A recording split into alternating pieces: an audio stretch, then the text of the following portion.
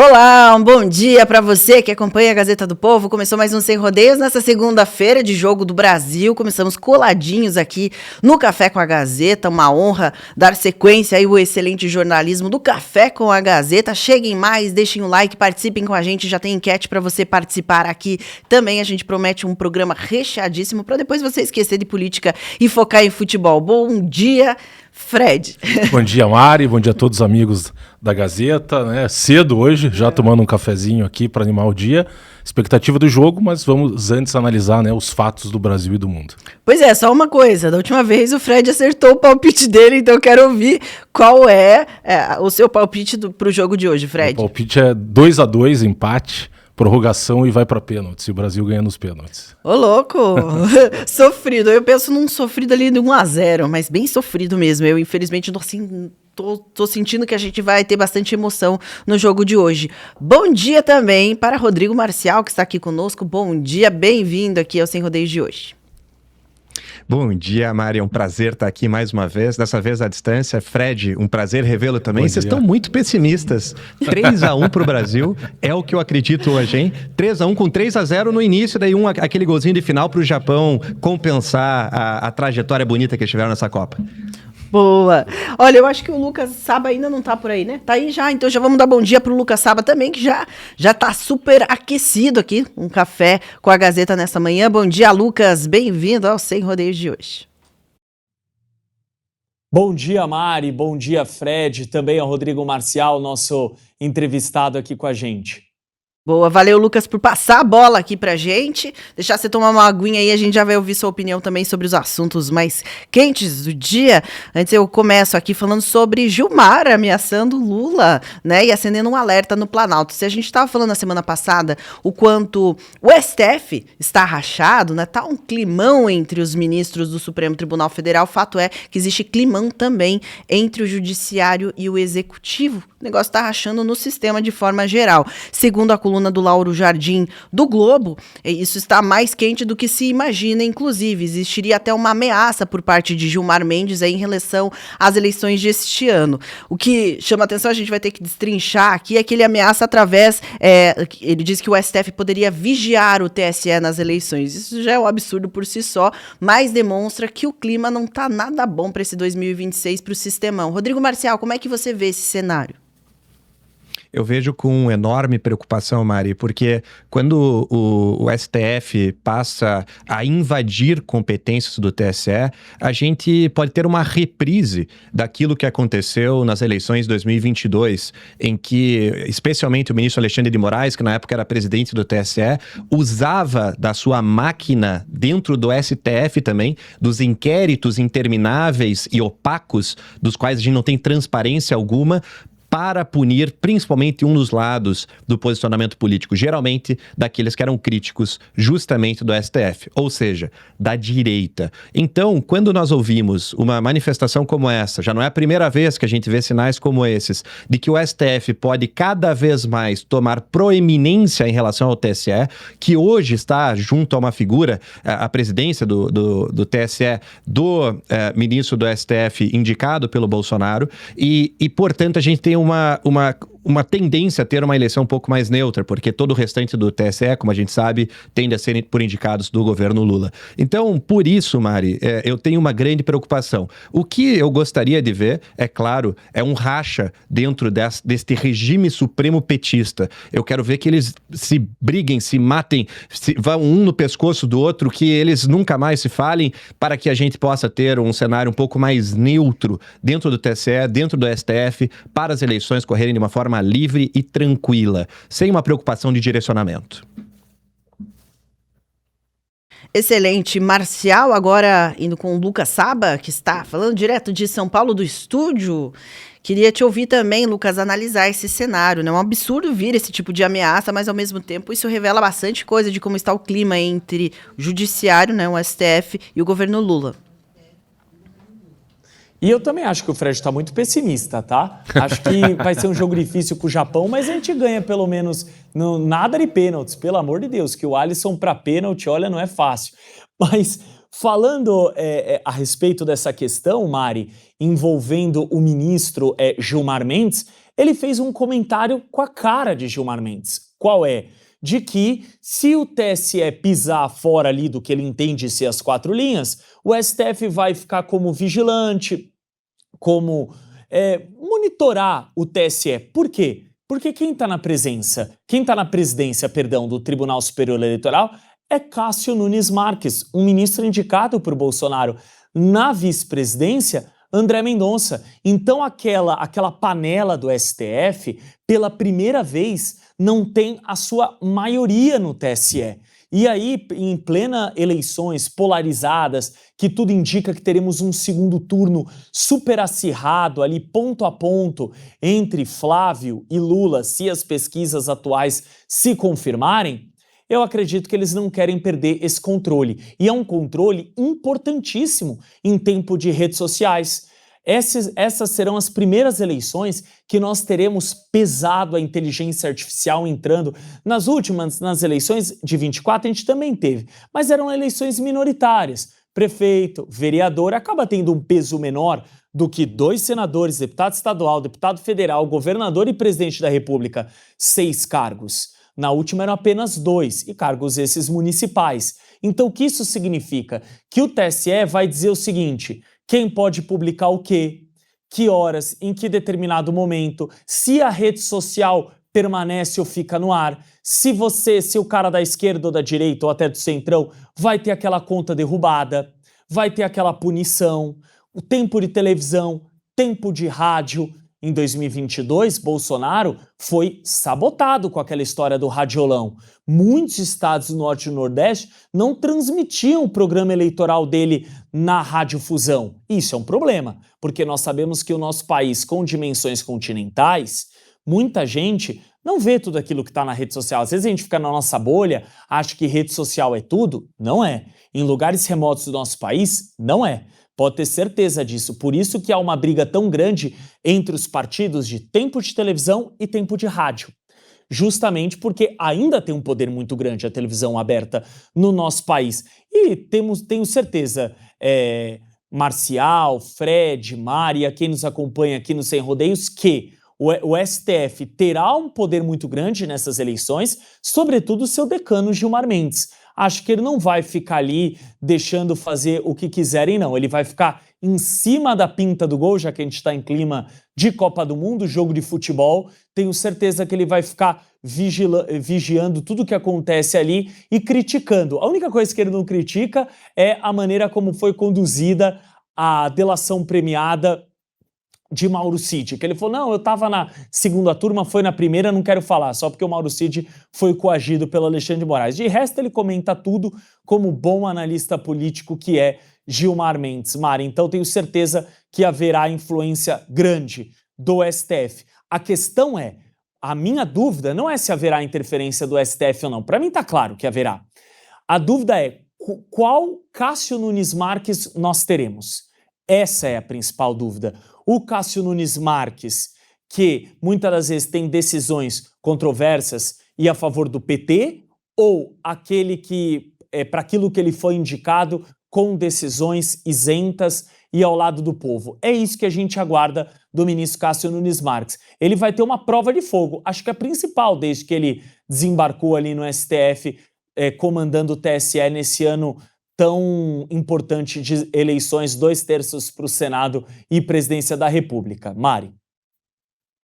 Boa, Lucas. Já voltamos contigo. Trago esse assunto aqui para a mesa também com o Fred. Fred, qual que é a sua análise sobre esse cenário aí? Está rachando o sistema mesmo?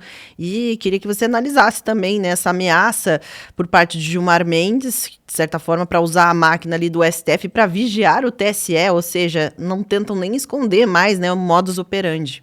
Pois é, Mari, essa conversa que veio a público por meio de uma nota do colunista Lauro Jardim e que mostra lá o seu patrão, né, cobrando o seu empregado, no caso Gilmar Mendes, cobrando o Lula. Por quê? Porque o Lula só chegou à presidência da República beneficiado pelo movimento do STF de anular sua condenação, né, de descondená-lo no âmbito da Operação Lava Jato e depois, na forma como o TSE conduziu as eleições, claramente privilegiando o Lula, censurando seus opositores e garantindo, assim, que ele ganhasse as eleições, né, chegasse à presidência. E agora o Gilmar, incomodado justamente, né, com os fatos que vêm a público envolvendo as relações espúrias entre Alexandre de Moraes e o Dias Toffoli e Daniel Vorcaro, tanto assim que nos últimos 2 meses ele deu, no mínimo, 12 entrevistas, fez um verdadeiro tour nas maiores emissoras de rádio e TV do país, tentando, né, de alguma maneira, manipular a opinião pública, né, para desviar o foco da crise, do escândalo do Banco Master, que atinge justamente os mais altos poderes da República, em especial, né, o Supremo Tribunal Federal. E é muito claro o que se espera da conduta de um juiz, a discrição no exercício do cargo e, além de tudo, ameaças que ele tem feito em público, sem esconder de ninguém, contra o ministro André Mendonça e já plantando nulidades nas investigações do Banco Master. E um recado ao Lula, por quê? Porque o Lula, né, como bem descrito pelo presidente americano Donald Trump, de que é, né, um animal volátil, o Lula vai dando declarações ao sabor dos ventos e conforme a plateia, e ele captou claramente, e todas as pesquisas recentes têm indicado isso, que o Supremo, né, tem uma crise de credibilidade, uma crise de imagem em decorrência justamente da forma como o tribunal vem atuando nos últimos anos, tanto assim que pesquisas indicam que 70% dos brasileiros estão dispostos a votar em candidatos ao Senado que enfrentem o tema de impeachment dos integrantes do Supremo Tribunal Federal, e esse impeachment só não ocorreu até agora porque eles contam, né, com apoio, auxílio do senhor Davi Alcolumbre na presidência do Senado Federal, porque em outras circunstâncias já há mais do que elementos para que vários dos integrantes do Supremo fossem empichados e têm sido beneficiados por esse acordão, por essa blindagem nas mais altas esferas e a solidariedade decorrente justamente do envolvimento de todas essas figuras no escândalo do Banco Master, o próprio Davi Alcolumbre, com a indicação de uma pessoa de confiança como presidente do Fundo dos Servidores Públicos do Amapá, e agora o Gilmar Mendes, né, para além de todas as cobranças públicas, para além de todas essas entrevistas, ele vai lá, se reúne privadamente com o Lula e cobra o Lula, dizendo assim, você também está nessa onda de, na visão dele, atacar o STF. Por várias e poucas declarações que o Lula deu apontando ali questões envolvendo Alexandre de Moraes. E ele está fazendo essa cobrança justamente porque ele se sente no papel e na posição de cobrar. Porque ele, Gilmar Mendes, sabe, mais do que ninguém, o que o Supremo Tribunal Federal fez e o que o TSE fez nos últimos anos para garantir que o Lula chegasse ou voltasse à cena do crime. Então, Mari, infelizmente, uma conversa, né, desse teor entre um integrante da Suprema Corte e o presidente já não surpreende mais ninguém, não causa escândalo, porque virou, infelizmente, a rotina, né, do noticiário político no Brasil. Não a atuação de deputados, senadores ou presidente, governadores, mas os integrantes do Supremo Tribunal Federal assumindo um papel político e fazendo isso à luz do dia. Porque essa conversa que o Gilmar teve com Lula em privado é a conversa que ele tem tido, né, com a imprensa do país, fazendo as suas ameaças, dando os seus recados e também deixando muito claro que está disposto, como já vem sendo ventilado há algum tempo, né, a esvaziar as competências do TSE. Porque durante o processo eleitoral de 2022, o presidente do tribunal era justamente Alexandre de Moraes, que fez de tudo para interferir no processo eleitoral, perseguiu e as provas, né, o Talhaferro trouxe todas as provas da forma de atuação e dos métodos ilegais empregados pelo ministro Alexandre de Moraes, e agora o receio por parte desses integrantes do Supremo, em especial Gilmar, Alexandre Moraes, Dias Toffoli, de que o TSE simplesmente faça o seu papel, que é muito claro na Constituição, ser o árbitro imparcial das eleições. Assim como a Corte de Cassação italiana apontou que Alexandre de Moraes, no caso Carla Zambelli, violou o princípio da imparcialidade, assim também fez o TSE em 2022, ao assumir um dos lados, ao se colocar do lado do PT e do Lula e fazer de tudo para assegurar, né, que ele voltasse à cena do crime. E agora também, a preocupação do Gilmar, em especial, pela forma como o André Mendonça tem conduzido o escândalo do Banco Master e o receio de que ele faça o mesmo no TSE, simplesmente assegurando, né, que os opositores, os adversários políticos, os concorrentes nas eleições tenham igualdade de oportunidade, de chances de concorrer no processo eleitoral. E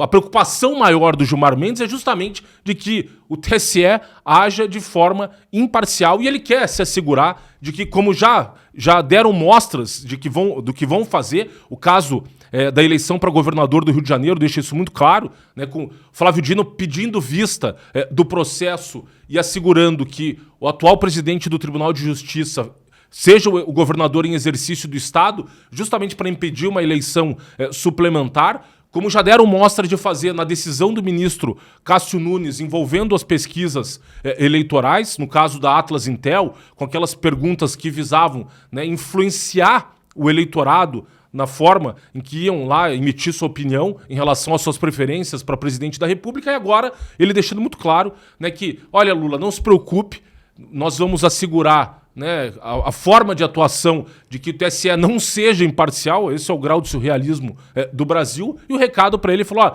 mas para isso a gente precisa contar que você está do nosso lado. O Supremo, na visão do Gilmar, você tem sofrido uma campanha de desmoralização, como que se o que causasse a desmoralização do STF não fosse a própria conduta dos integrantes do tribunal, né? Como diz o velho ditado, né? Don't shoot the messenger, né? Não ataque o mensageiro. Ele quer confundir a mensagem com o mensageiro. E a mensagem é muito clara. O Supremo atua de modo abusivo, precisa ser contido, os ministros precisam ser responsabilizados, e o Gilmar apela, né, a esse consórcio PT-STF para assegurar mais 4 anos de poder para o Lula, e que o Supremo, né, fique blindado de todas as suas atuações e dos seus atos ilícitos por mais 4 anos, Mari.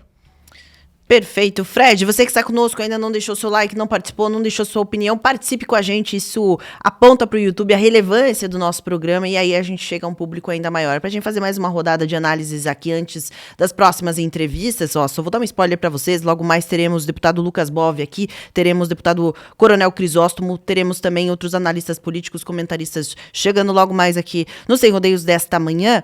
A gente vai falar agora sobre a Rumble reforçar o time contra Moraes nos Estados Unidos. Na semana passada e na retrasada, assim como diversas outras vezes, tivemos a oportunidade de entrevistar aqui no Sem Rodeios o advogado Martin De Luca, ele que está atuando no caso já há bastante tempo. Agora o time está reforçado. A gente vai ler uma publicação dele que está aqui na nossa tela e já a gente traz aqui para discussão. Martin De Luca: há um ano eu disse que a AGU mente ao público brasileiro sobre o caso Rumble para proteger Alexandre de Moraes. Era verdade na época e continua sendo verdade agora. A AGU está dizendo aos brasileiros que o juiz dos Estados Unidos já reconheceu o Brasil como a verdadeira parte interessada. Falso. O tribunal permitiu que o governo do Brasil, a AGU, interviesse para que possa apresentar seus argumentos. O tribunal não emitiu nenhuma decisão quanto ao mérito dos argumentos. Permitir que a AGU seja ouvida não significa que o governo do Brasil substituiu Moraes. Não significa que o caso foi arquivado, nem que Moraes tem imunidade. E com certeza não significa que suas ordens secretas de censura são válidas nos Estados Unidos. Há um nome para dizer ao seu país que um tribunal aceitou um argumento que o tribunal não aceitou, e para anunciar vitória quando o tribunal apenas permitiu que você entrasse na sala de audiência. Declaração da AGU.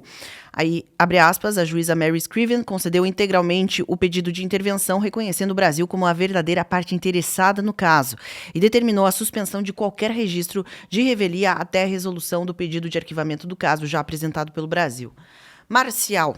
Nós falamos aqui na semana passada sobre até a forma como boa parte da imprensa divulgou, né, os últimos acontecimentos envolvendo esse processo da Rumble contra Alexandre de Moraes e tudo mais. O Fred explicou muito bem aqui o que de fato aconteceu. O próprio Martin De Luca veio aqui explicar o quanto, na verdade, Moraes ainda pode se complicar e muito nos Estados Unidos. Como é que você vê esse caso e aonde pode chegar, né?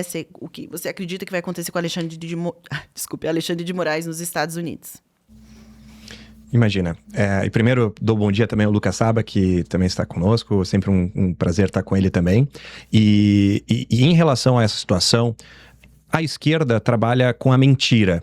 Quando ela não consegue mentir, ela trabalha com o excesso de informação para enganar a população. A gente escuta desde o tempo de Dilma de que houve um golpe quando houve o impeachment dela. A gente escuta que Lula foi inocentado, quando a gente sabe muito bem que não houve uma absolvição, que houve uma descondenação, houve uma anulação processual, não foi julgado o mérito. A gente escuta repetidas vezes, em diferentes temas, a mentira da esquerda. E quando ela não consegue vencer na mentira, ela começa a vencer, ela começa a tentar vencer no excesso de informações para que o sinal vire barulho, para que a gente não consiga escutar a verdade no meio de tantas informações que passam. E no caso Rumble, é isso que se passa. Eles usam de questões processuais, questões técnicas, para confundir a população em relação ao que está acontecendo de verdade. E não é surpresa, porque esse é o modus operandi deles. Agora, em relação ao próprio processo, ao conteúdo dele, me parece que não há escapatória para Alexandre de Moraes. A gente sabe da imensa quantia de crimes de responsabilidade que cometeu. A gente sabe, inclusive, dos crimes cometidos por Alexandre de Moraes, crimes de responsabilidade, e também invasões e abusos de direitos humanos contra pessoas no estrangeiro, contra cidadãos americanos, mas não apenas americanos. Agora, a gente teve uma situação, não faz um mês, de um jornalista português que fez críticas a Gilmar Mendes em Portugal, durante o Gilmar Palusa, e viu não as suas contas de redes sociais, mas as suas contas bancárias travadas. Me refiro, é claro, a Sérgio Tavares, que fez já o documentário O Falso Juiz, estava preparando o segundo documentário, mas viu-se agora censurado, viu-se retirado dos meios para fazer o seu trabalho. O que eu quero dizer com isso? Que a máquina de censura, a máquina de repressão, a máquina de abusos de direitos humanos continua a todo vapor, não só contra os brasileiros que continuam presos, que continuam punidos, que continuam muitas vezes sem voz e com medo de se posicionar, mas também contra estrangeiros, como se demonstra nesse caso, contra um jornalista português, portanto um cidadão europeu. Falei sobre isso nas redes sociais. As sanções contra o ministro Alexandre de Moraes, o veto de viagem contra os ministros do STF não deveriam vir apenas dos Estados Unidos.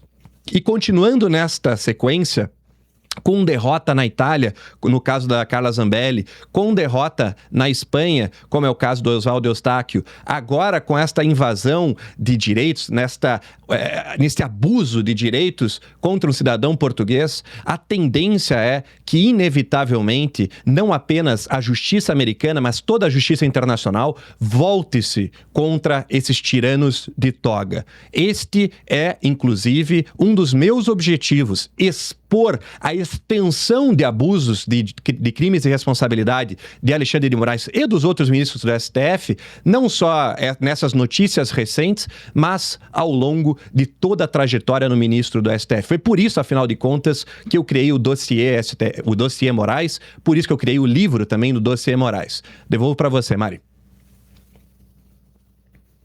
Ótimo, Marcial, já voltamos contigo, agora com Lucas Saba. Lucas, como é que você vê, né, o desenrolar desse processo aí e o que pode ainda sobrar para Alexandre de Moraes? O mais curioso disso tudo, Mari, é o fato de que o Moraes ele compra uma briga burra, uma briga desnecessária. Por que tudo isso está acontecendo? Vamos ao ponto da questão, porque às vezes a gente fica discutindo como é um processo que já tem anos, etc., simplesmente através de uma decisão monocrática do ministro Alexandre de Moraes, ele optou por retirar uma rede americana do ar. Foi isso que aconteceu. Sozinho ele fez isso, ou seja, censurando, realizando ali algo completamente contra a liberdade de expressão. E se tem algo que os Estados Unidos não suportam, não aceitam, são casos como esse. E aí, para piorar, depois dessa decisão, nós tivemos o caso de que a Advocacia Geral da União quis defender o Moraes fora do país. O Moraes que tinha que se defender, porque veja, o que é importante a gente citar aqui, Mari, Fred, Marcial e a quem nos assiste, A Advocacia Geral da União, ela foi criada na sua essência para defender o governo federal e, portanto, o povo e os interesses brasileiros. A partir do momento que há uma decisão monocrática de um único ministro que fere um preceito básico de uma Constituição brasileira, porque ele também fere a nossa Constituição, que tem liberdade de expressão, e a Constituição americana, uma das mais antigas e sólidas do Ocidente livre, ele não está defendendo os interesses do Brasil. É uma decisão dele e, portanto, ele que tem que se defender. Não Jorge Messias, de repente por vingança, por ter sido rejeitado pela primeira vez nos últimos 130 anos, como ministro indicado pelo presidente da República, desde Floriano Peixoto. Então, esse é o problema do Brasil, esses caça-às-bruxas que a gente vive, essa ditadura da toga. E agora, pior, porque a ditadura da toga no Brasil, ela ultrapassa as fronteiras brasileiras e atinge lá os Estados Unidos, que não vão deixar isso barato, evidentemente. Veja, então, agora, toda e qualquer decisão de ministro do STJ ou de juiz do TJ Paraná, TJ São Paulo, TJ Bahia, a AGU vai sair em defesa desse magistrado fora do país? Se alguém abrir um processo contra ele na Argentina, no Paraguai, na Espanha, na Austrália ou no Japão? Porque é isso que dá a entender. Ou só vai defender os amiguinhos do rei, que no caso é o Moraes, que tem uma relação própria com o Messias, e ambos estão conectados ao presidente da República? Porque é isso que a gente tem que deixar claro aqui. É um absurdo. Martin De Luca, que já deu várias exclusivas brilhantes conduzidas por Mariana Braga e Frederico Juncker aqui no Sem Rodeios, e mais uma vez ele diz a verdade, que não tem nada disso em relação à AGU lá nos Estados Unidos, e que a justiça americana não é assim que deixou a AGU defender o Moraes. Tem muita coisa ainda que a gente vai descobrir, mas veja, Mari, é uma briga burra com o nosso segundo maior parceiro comercial. Deixa essa plataforma operar no país, qual é o problema? Onde não há Rumble no mundo?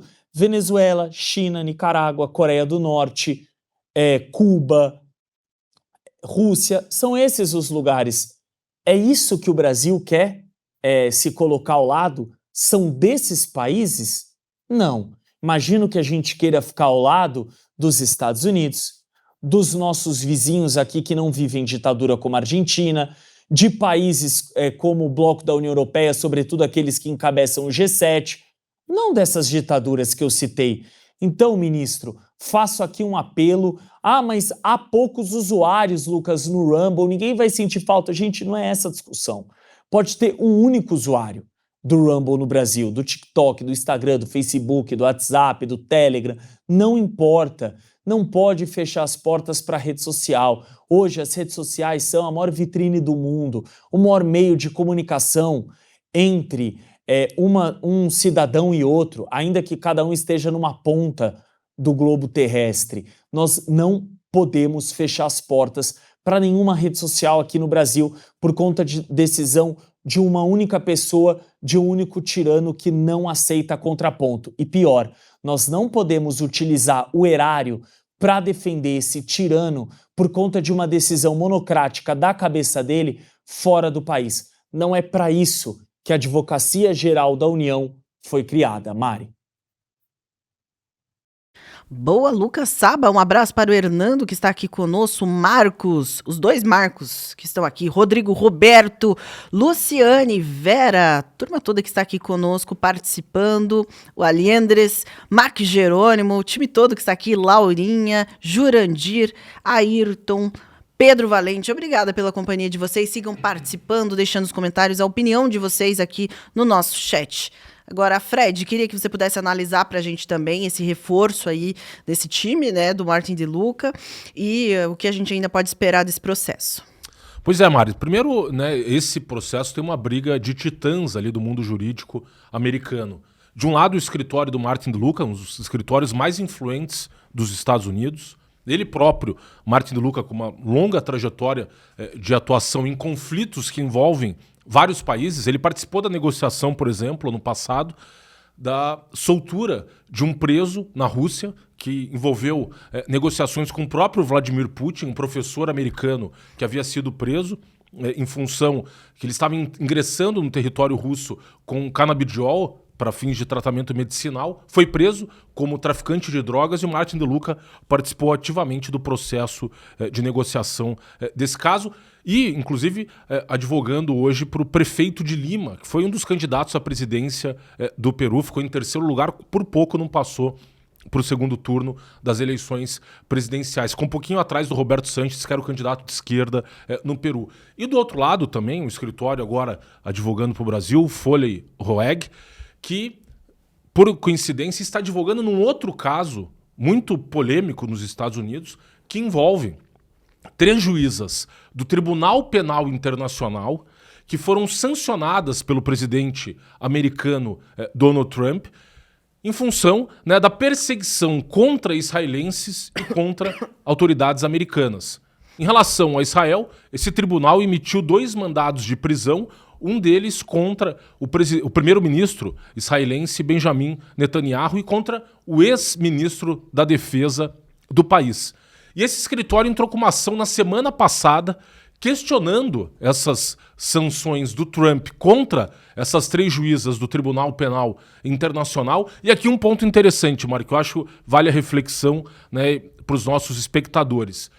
A tese central do Martin De Luca é que o ministro Alexandre de Moraes praticou o chamado ato ultra vires. O que isso significa na prática? Que ele, ao censurar cidadãos brasileiros, ao pretender que suas ações produzissem efeito nos Estados Unidos, sem respeitar a via adequada, que é a Convenção de Haia e o Tratado de Assistência Jurídica Mútua entre Brasil e Estados Unidos, ele extrapolou, né, a sua competência jurisdicional, violando o artigo 5º e 220 da Constituição, e por isso que ele deve responder pessoalmente pelos seus atos. Porque ele praticou atos que não estão dentro da sua esfera de atribuição na condição de integrante da Suprema Corte do país.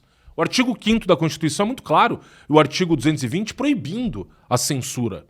E o ministro Alexandre de Moraes, né, acostumado a dar decisões ilegais, imaginou que fosse ficar impune por todos os seus atos.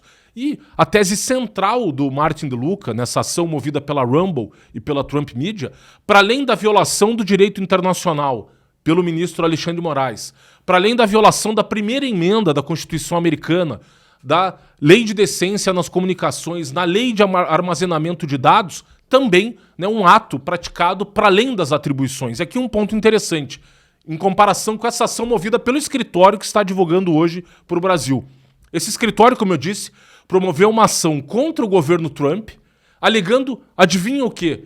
Que o presidente americano teria praticado um ato ultra vires, ou seja, para além das suas atribuições, ao invocar a lei AIEPA, Lei de Proteção Econômica Emergencial Internacional, ao sancionar essas juízas do Tribunal Penal Internacional, sanção equivalente àquela da Lei Magnitsky, né? O bloqueio de bens, a proibição de que qualquer cidadão ou empresa americanas estabeleçam qualquer tipo de relação com os indivíduos sancionados. Ou seja, o mesmo escritório que hoje defende, né, o Brasil e pedindo intervenção do Brasil nesse processo, né, e alega que o ministro Alexandre de Moraes estaria praticando atos dentro das suas atribuições, da outra ponta ali, advogando para essas juízas do Tribunal Penal Internacional, alega que o presidente americano teria praticado um ato ultra vires. Então, né, se vê uma postura até contraditória, agora, na mesma semana em que eles se manifestam no processo do Alexandre de Moraes, também processando o presidente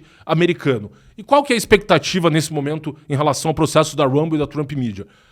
Está tramitando o prazo de 14 dias para que Martin De Luca apresente, né, a defesa, aquelas alegações apresentadas pelo governo brasileiro, e o governo brasileiro fala basicamente isso, né, que eu relatei, que olha, o ministro Alexandre de Moraes estava praticando atos dentro das suas atribuições, eles não tocam praticamente na questão da violação do direito internacional, e esse é o ponto mais frágil de toda a petição apresentada por esse escritório. Eles simplesmente ignoram esse ponto que é central na tese, né, da inicial apresentada pela Rumble e pela Trump Media, e alegam então que, na condição de agente do Estado brasileiro, o Brasil teria praticado esse ato e estaria protegido pela imunidade soberana prevista numa lei americana chamada FISA.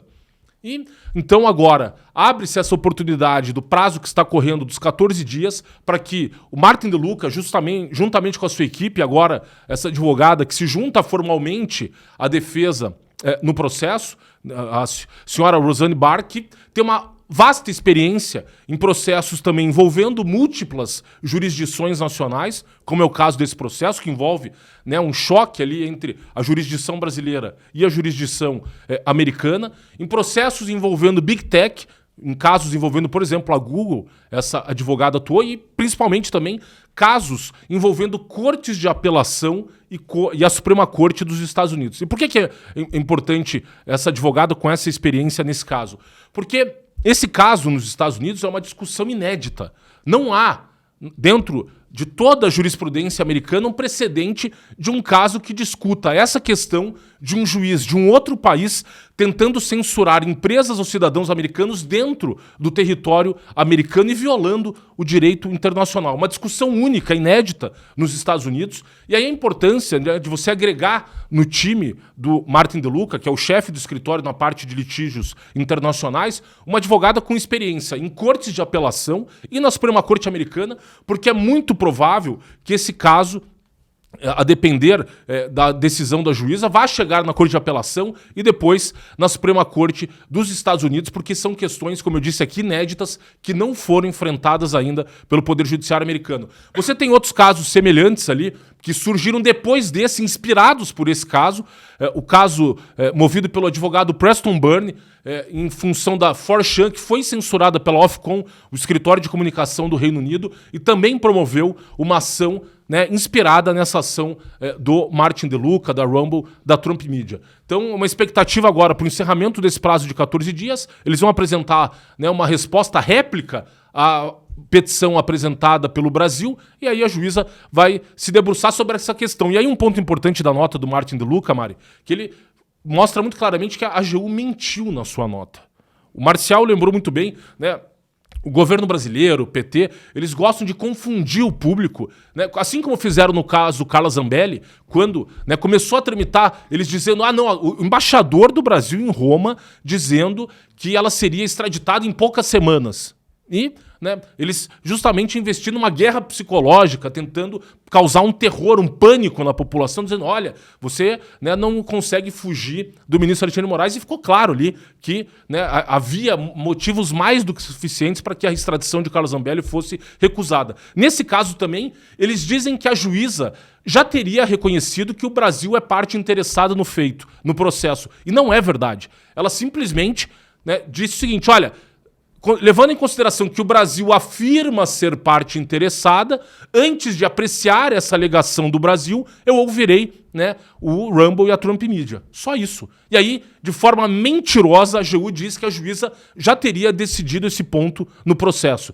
Então, você vê a forma como a AGU está atuando, não como braço do governo brasileiro, mas como um braço do PT e como um braço do senhor Alexandre de Moraes, num caso em que ele deveria ter constituído advogado para se defender, né? Então, a expectativa agora com a decisão da juíza, após a apresentação dessa réplica por parte do Martin De Luca, que se somou agora, né, à defesa, essa advogada do escritório, especialista, como eu disse, em questões de Corte de Apelação e Suprema Corte, porque muito provavelmente esse caso ainda pode chegar na Suprema Corte americana, Mari. Ótimo, Fred. A gente está esperando chegar aqui o deputado Lucas Bove, ele já está chegando, a gente teve um problema técnico aqui com os links, já ele deve se reconectar e participar conosco. Parece que Rodrigo Constantino já está conosco aqui. Boa tarde, Consta. Bom dia, na verdade é o hábito. Bom dia, bem-vindo ao programa de hoje.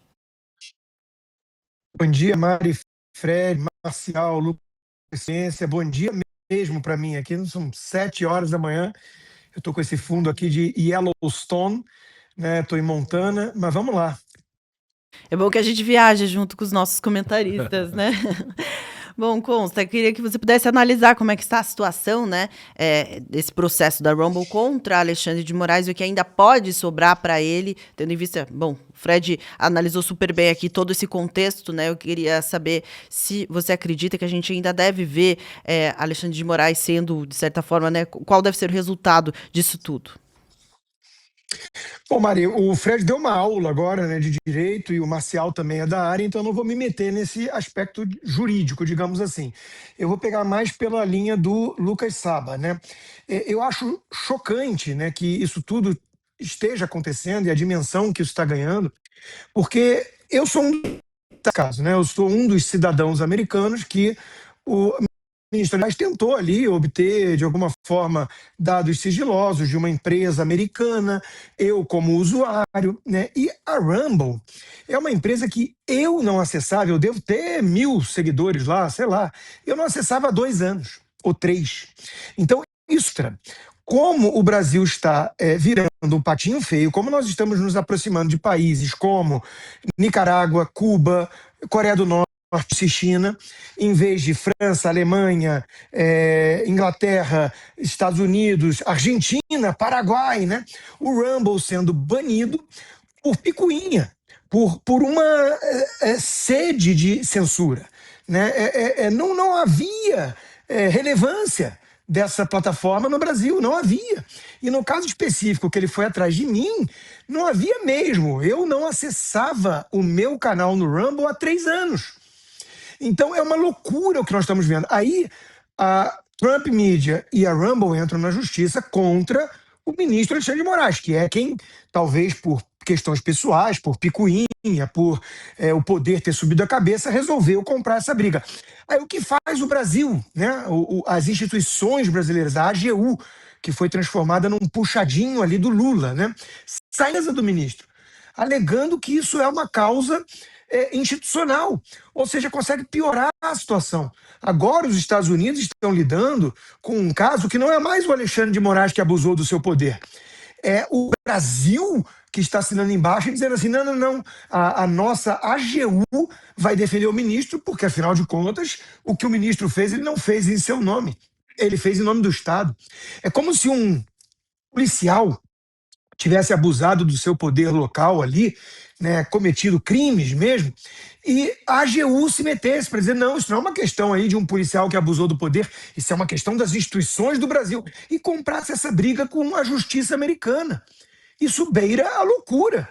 Então, os Estados Unidos já têm a percepção, e o mundo, de que o Alexandre de Moraes é alguém que vem abusando dos poderes, né? A justiça italiana rejeita um pedido de extradição, a justiça da Polônia faz o mesmo, a justiça da Espanha, a justiça americana sob o governo Biden, o governo americano exige mais informações sobre o pedido de extradição de um jornalista, porque o crime que é imputado a ele não existe, é um crime de opinião. Então, o Alexandre de Moraes recebe uma Magnitsky na cabeça. Então, a percepção do mundo todo já é de que o ministro Alexandre de Moraes é um abusador. Só que o que faz a AGU com essa decisão? Ela vira e fala assim, não, esquece o Alexandre de Moraes, é o Brasil inteiro. São as instituições brasileiras, a soberania dos Estados Unidos. É uma loucura. Então, eu já venho fazendo essa análise há algum tempo, Mário, porque em algum momento o tal sistema brasileiro, né, ele vai ter que fazer uma escolha. Ele vai ter que continuar bancando as loucuras, os abusos do ministro Alexandre de Moraes, e isso tem um custo alto para o país, nós estamos discussões agora, que não tem nada a ver com o Flávio ter pedido, não tem nada a ver, isso é uma narrativa do Lula, uma narrativa eleitoral. Isso tem a ver com a conclusão de um estudo que começou mais de 1 ano atrás, na sessão 301, e mostra problemas do Brasil, como, por exemplo, né, a questão de corrupção, a questão de você ter um ministro como o Toffoli liberando multas bilionárias para empresas que estão encalacradas na justiça americana. Isso tem a ver com 7 menções ao STF, usando... Não está conseguindo virar o patinho feio perante todo, porque está bancando os abusos de 1 ou 2 ministros. E vem fazendo isso em nome das instituições. Então, o sistema, alguma hora, vai ter que olhar e falar, tá, nós vamos continuar sustentando isso, com os custos que isso representa para o Brasil. O Lucas Saba mencionou os países que o Brasil está se aproximando. Eu não acho que são países tranquilos, né? Se você imaginar o que acontece com sanções, com você se tornar realmente um pária global. Você não quer ser a Nicarágua, você não quer ser a Venezuela perante o mundo. Você quer ser um país civilizado, pela ótica do Ocidente. E o Brasil, do Alexandre de Moraes, está virando esse patinho feio, esse pária global. Ou você vai ter alguma hora que comprar a briga e escantear o Alexandre de Moraes e fazer alguma coisa ali, que existem as prerrogativas do Senado e tudo, para poder mostrar o seguinte: não, as instituições brasileiras são diferentes da Alexandre de Moraes. O ministro não fala em nome do Brasil, das instituições brasileiras. Isso vai ter que acontecer em algum momento, ou vamos virar Nicarágua. Porque o Alexandre de Moraes está sendo protegido agora pela AGU. Quer dizer, a coisa vai ganhando uma dimensão. Aí daqui a pouco entra o governo federal. Porque o Lula tá louco para cavar um pênalti com o Trump. Então daqui a pouco o governo federal vai lá de forma mais direta e começa a retaliar porque o Alexandre de Moraes foi punido na Justiça Federal de Tampa. Vamos imaginar um cenário em que ele seja condenado e aí o governo Lula resolve comprar essa briga e peitar de alguma forma insana os Estados Unidos. Então nós estamos caminhando por uma via muito perigosa. Quem não se deu conta disso ainda está dormindo. Eu venho fazendo esse alerta há algum tempo, né? Então, eu estou vendo a dimensão que esse caso está ganhando. Eu já mencionei aqui na minha análise no programa que eu acho que especificamente pro Alexandre de Moraes vai significar tanta coisa assim, porque ele já virou, né, um Maduro. O Maduro já sabia que era um abusador, o mundo todo já sabia, ele fraudava a eleição, mas ele estava blindado dentro do seu país. Só que a que custo para os venezuelanos? Então, o Alexandre de Moraes, que já levou uma Magnitsky na cabeça, que já sabe que não pode vir para os Estados Unidos, da mesma forma que eu, cidadão americano e brasileiro, não posso ir para o Brasil por culpa dele, ele também não pode mais vir para cá. Então, estamos kits. Né? Eu não posso visitar o Beach Park e ele não pode ir para Disney, ver o Pateta. Agora, ele não pode ter dinheiro. Agora, sei lá onde está o dinheiro dele, né? Porque é muito dinheiro. Tantos milhões de contrato com um escritório, né? Sei lá, está em Dubai, isso? A gente não sabe. Agora, ele não vai poder mais circular livremente pelo mundo ocidental, pelo mundo desenvolvido. Agora, o Brasil todo vai pagar o preço das loucuras de um ministro? Então, Mari, a grande preocupação é que o ministro Alexandre de Moraes, por saber já que está queimado, arraste todo mundo junto. Boa, Consta, já voltamos contigo. Vamos receber agora aqui no Sem Rodeios o deputado Lucas Bove. Boa tarde, bom dia. Gente, vocês estão vendo que eu ainda não me acostumei com esse horário. Bom dia, bem-vindo aqui ao nosso programa. Desculpa pela confusão aí com o link. Imagina, Mari, muito bom dia, sempre um prazer. Se tem uma coisa que no Brasil é levada a sério é isso, né? Se você disser boa tarde antes da hora do almoço, todo mundo te corrige. Não, não é boa tarde, não é boa tarde, é bom dia, bom dia. Então, bom dia a todos vocês, bom dia, Xará, bom dia, Rodrigo, que está remoto aí também fazendo parte. Mais uma vez, um prazer estar aqui com vocês. O prazer é nosso. Olha, deputado, eu queria te colocar aqui na discussão do tema central do programa, que a gente trouxe no comecinho aqui do Sem Rodeios de hoje, que é esse climão no sistema, né? Uma ameaça aí, segundo o colunista Lauro Jardim, de Gilmar Mendes ao próprio Lula, né, dizendo aí que, de repente, o STF deve fiscalizar, vigiar o TSE neste ano. A gente já analisou o próprio absurdo desse tipo de ameaça, esse tipo de conteúdo em si, apesar de já estar normalizado no Brasil, mas gostaria de ouvir do senhor como é que o senhor vê esse cenário, se o senhor acredita que esse climão, né, está pesando aí entre o judiciário e o governo Lula. Eu acho sim, Mari, bom dia mais uma vez, Xará. Eu acho sim que é muito complicada a situação, porque é o seguinte, ninguém é capaz de afirmar, e eu não estou afirmando aqui, que há algum tipo de interferência direta nas eleições. O que houve em 2022 foi, sem dúvida nenhuma, houve 2 pesos e 2 medidas para as análises dos pedidos, do que é protocolado, do que era solicitado ali, do que era analisado pelo Tribunal Superior Eleitoral. Tanto é que, vamos lembrar que nós não dizer que o Lula apoiava o Maduro, e depois o Lula saiu posando com o Maduro, inclusive convidou o Maduro para sua posse. Só para citar um exemplo, né? Outro exemplo, o meu partido, o Partido Liberal, fez a solicitação dos códigos-fonte e não foi nem ouvido, foi imputada uma multa diretamente a ele, o que levanta, ou pode vir a levantar dúvidas por certa parte da população. Então, o processo eleitoral ele já é contaminado há bastante tempo, pelo menos essa é uma percepção de grande parte da população. sem dúvida nenhuma, esse sistema de freios e contrapesos muito falhos que nós temos na nossa Constituição, com essa relação, digamos assim, quase que pornográfica entre legislativo, executivo, judiciário e, sem dúvida nenhuma, a iniciativa privada, e o pornográfica não foi nenhuma brincadeira aí em relação ao Vorcaro, não, foi só uma força de expressão. Acho que isso tudo atrapalha muito o processo. Então, quando esse tipo de fala é colocada, sem dúvida nenhuma, grande parte da população fica muito preocupada. Tal qual o juiz, esqueci o nome dele agora, Breta, se não me engano, não foi? Que disse missão dada é missão cumprida para o presidente Lula. Então, assim, são frases que, no mínimo, são muito mal colocadas e que deveriam ser evitadas, principalmente em ano eleitoral, principalmente com o clima tão aquecido como nós temos aqui no Brasil, uma disputa tão acirrada esse ano e que significa tanto para o futuro do país. Deputado, uma reportagem do jornal O Globo nesse final de semana apontou a existência ali de um grupo no Facebook que teria gasto aproximadamente R$1 milhão em propaganda negativa contra Flávio Bolsonaro e o governador Tarcísio. Como é que o senhor vê essa denúncia e se o PL pretende, né, representar para que se investigue quem está por trás desses ataques, né, e o gasto aí de R$1 milhão, um gasto muito expressivo?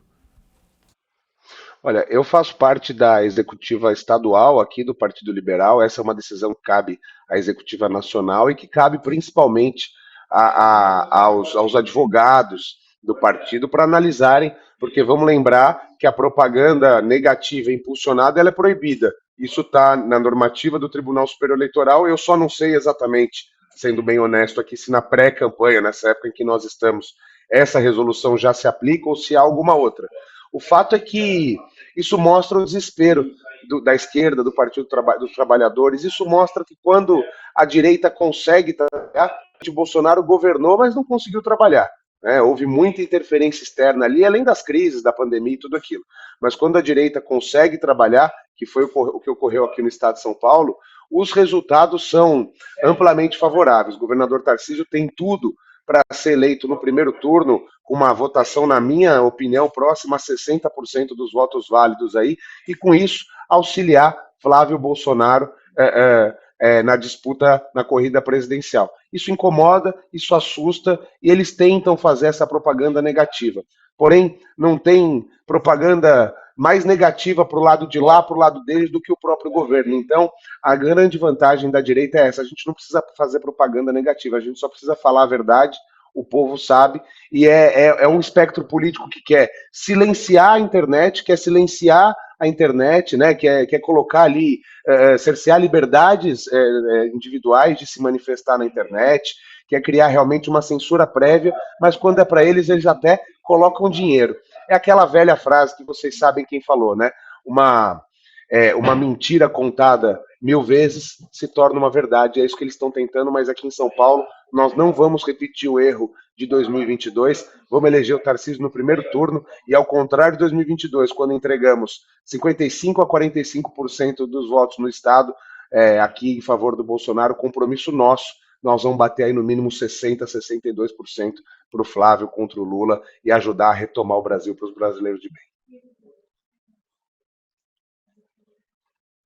Prazer falar com o senhor. A frase missão dada é missão cumprida é de Benedito Gonçalves, o ministro do TSE, mas queria falar a respeito disso que o senhor falou. Conversei com algumas pessoas que estão coordenando a campanha do Flávio e há uma preocupação muito grande, porque o pai passou por isso nas eleições de 22, não aqui em São Paulo, mas em outros lugares, de que como não temos outros candidatos aqui em São Paulo, o Paulo Serra do PSDB desistiu, o Kim Kataguiri pelo Missão desistiu, nos encaminhamos para um ineditismo aqui, que o primeiro turno vai se tornar o segundo. Nós só temos 2 pré-candidatos oficialmente, Haddad e Tarcísio.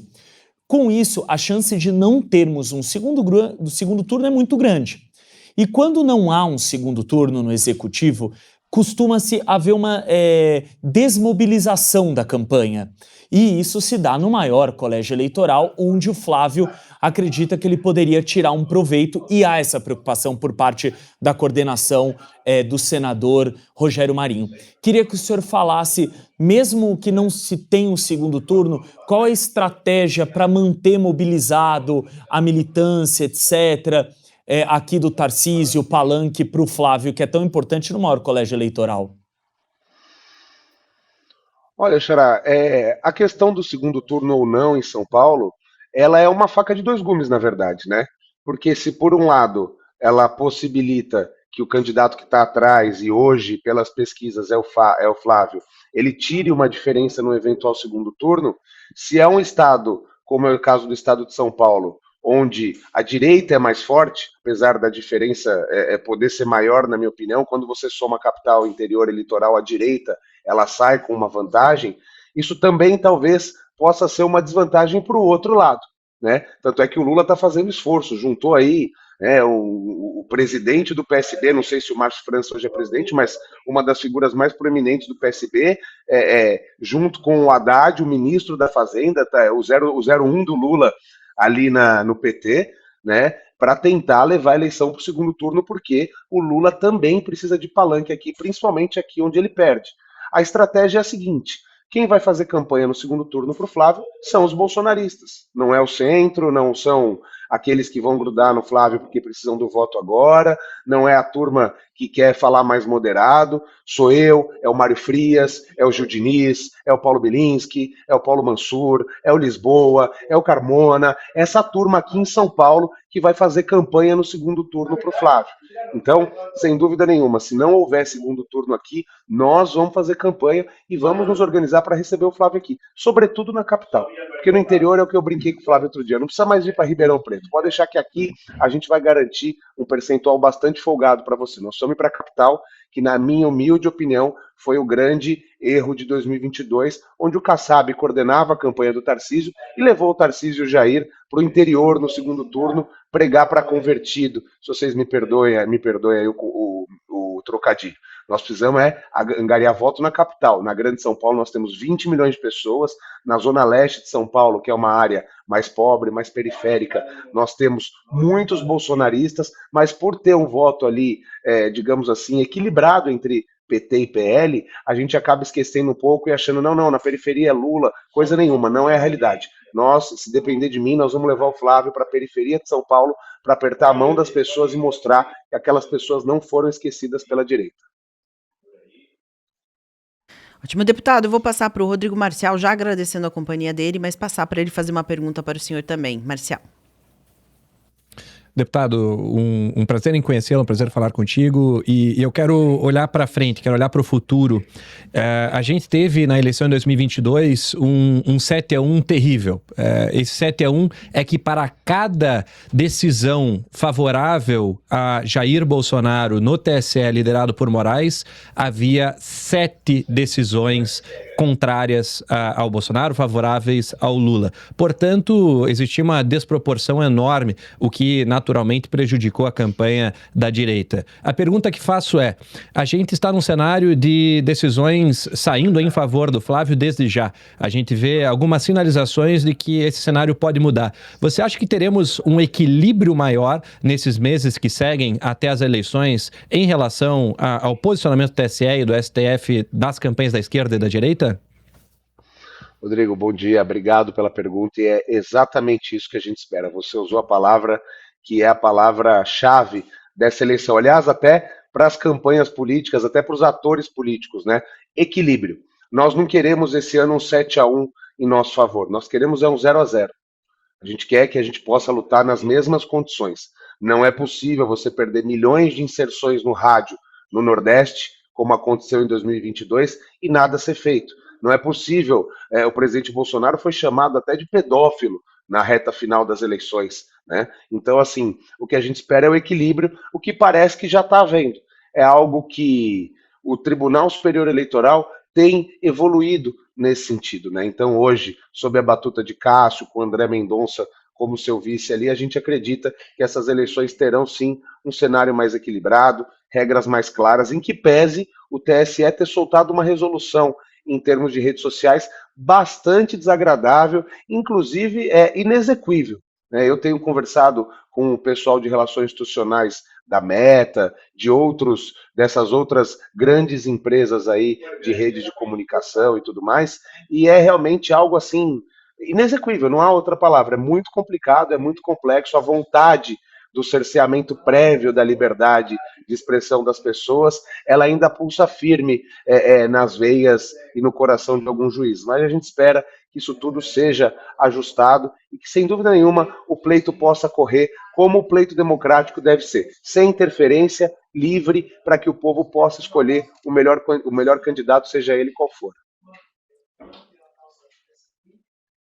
Deputado, bom dia, bem-vindo ao programa, bom revê-lo. O senhor mencionou aí a questão para convertido, eu acho muito importante. Acho que o senador Flávio Bolsonaro tem adotado uma postura conciliadora, agregadora e digamos assim, né? Tiveram dois obstáculos até agora na campanha dele que afetaram pesquisas e tudo, que foi a questão claro, né, que acho que ele explicou, e a questão agora do vídeo da Michelle, né? Uma questão pessoal aí de família, mas que afeta. A pergunta que eu te faço é a seguinte: ele vem se mostrando resiliente. Você acha que o senador Flávio Bolsonaro é como a gente diz, você acha que ele realmente está preparado agora para, superada essa mais difícil, mostrar aqueles que não pretendem, aqueles que de alguma forma alimentam alguma rejeição ao bolsonarismo, mostrar que a alternativa é a destruição do Brasil em mais 4 anos de Lula? Bom dia, Constantino. Obrigado pela sua pergunta. Prazer novamente revê-lo também. Constantino, eu acredito que sim. Acho que o Flávio está caminhando justamente nesse sentido. E, na verdade, esse é o Flávio. O Flávio é, de fato, é isso que talvez as pessoas não tenham entendido. O Flávio é, de fato, uma pessoa mais moderada. A gente tinha uma dificuldade de colocar o presidente Bolsonaro, que eu conheço muito bem, você também teve a oportunidade de conversar com ele várias vezes, dentro dessa caixinha, porque ele não era essa pessoa. Né? E nós da direita, que somos muito inflamados, às vezes até passamos um pouco do limite, nós somos muito sinceros, nós temos essa questão da liberdade de expressão incutida dentro de nós, então a gente fala às vezes sem pensar muito, então é muito difícil você controlar o perfil de cada um. O Flávio, ele é essa pessoa, por isso eu tenho certeza que ele está pronto para mostrar que de fato ele pode sim fazer o trabalho de continuidade de tudo aquilo que o pai dele começou, e sem dúvida nenhuma, sempre evoluindo. O próprio presidente Bolsonaro, se fosse candidato hoje, seria um candidato muito diferente de 2018 e muito diferente de 2022 também. Eu sou candidato a pré-candidato à reeleição aqui em São Paulo, sem dúvida sou um candidato muito diferente em 2022 e em 2030, para qualquer cargo seja que eu vá disputar, se eu for disputar, certamente também serei diferente. As pessoas vão evoluindo, vão crescendo. O Flávio é uma pessoa realmente, eu conheço ele, convivo com ele já há alguns anos, não tanto quanto convivia com o presidente, mas sei que ele é uma pessoa extremamente respeitosa, ele é conhecido por isso.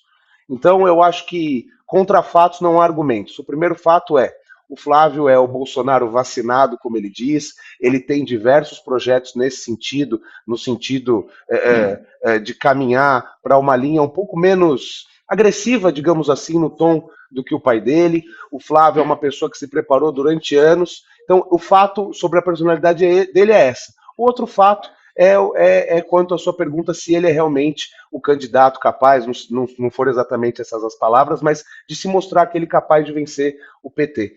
Isso é algo que também outro fato demonstra, que são as pesquisas.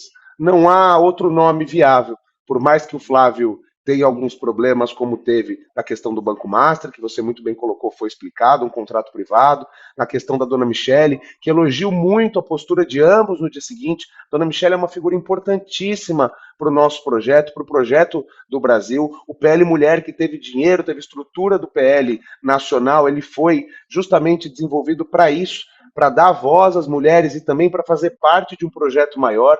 Então ela é preponderante, tal qual o Nicolas, com a juventude que ele traz. O momento agora é justamente de fazer o que ambos fizeram no dia seguinte. não tem briga, não tem discussão, a gente é assim mesmo, a gente às vezes fala demais e vamos em frente, estamos todos juntos. E as pesquisas mostram que, ainda que hajam algumas pedras no caminho, Flávio é o único candidato viável, mesmo quando ele perdeu um pouquinho ali da sua popularidade, da sua pontuação, logo que estourou aquela questão do filme, a perda foi de 2, 3 pontos percentuais, nada muito significativo, e os outros candidatos da direita, infelizmente, não ganharam. Eu gostaria muito que nós tivéssemos 2, 3 candidatos fortes, para que nós ficássemos 100% tranquilos. Mas a nossa única alternativa, mostram as pesquisas, é Flávio. E o seu próprio perfil, no seu dia a dia, a sua história, mostram também que ele é essa pessoa, firme nos valores do pai, mas um pouco mais moderado no modo de agir, o que, na minha opinião, o credencia para ser o próximo presidente da República. Ótimo, deputado. Muito obrigada pela sua participação. Volte sempre aqui ao Sem Rodeios. Agradeço, um abraço a todos, um bom dia, uma boa semana e vai Brasil! Vai, Brasil. Obrigada, até a próxima. Bom, você que está conosco ainda não deixou seu like, não participou com a gente, participe, por favor, é super importante para que o YouTube entenda a relevância aqui do nosso programa. Então deixa o like, participe, tem enquete aqui para você votar também. Vamos receber agora aqui no Sem Rodeios o deputado Coronel Crisóstomo. Boa tarde, bom dia. Gente, tá difícil, meu cérebro não vai se acostumar com esse horário. Bom dia, bem-vindo ao programa de hoje. Bom dia, Mariana. Bom dia, Frederico.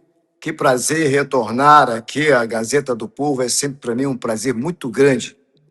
Muito bom dia.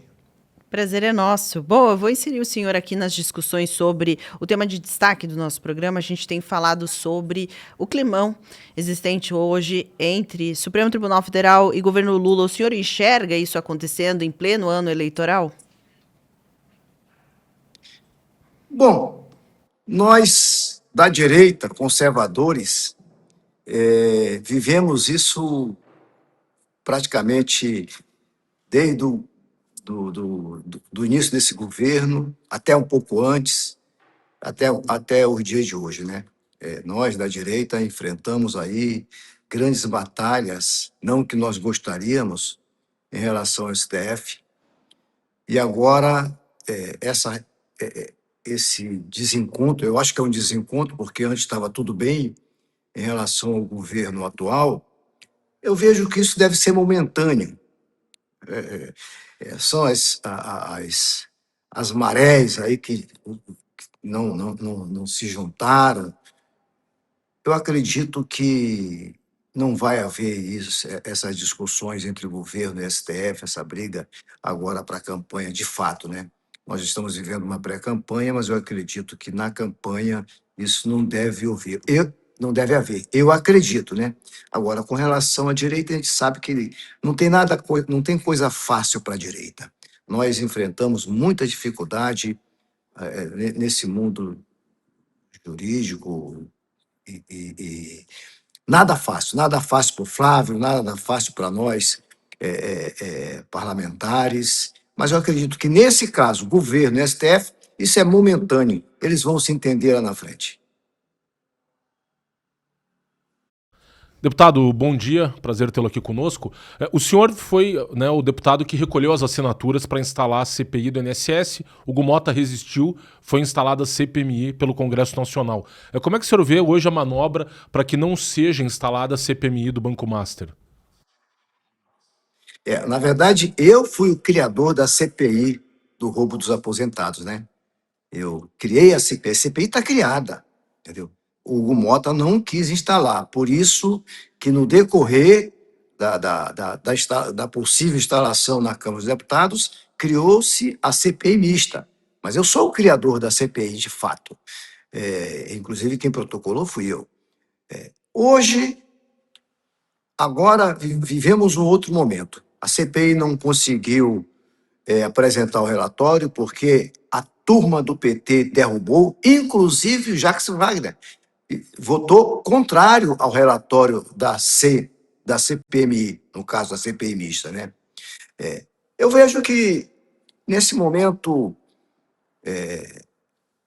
o imbróglio está pior do que nós imaginávamos. Eu já imaginava que tinha muita coisa errada, mas com o passar do tempo e o ministro André Mendonça agindo nos parece que tem coisa muito pior. E quanto mais o Vorcaro tenta fazer uma delação premiada, porque até então isso ainda não ocorreu de fato, de direito, mais pessoas aparecem daquelas que a gente nem imagina que fosse possível.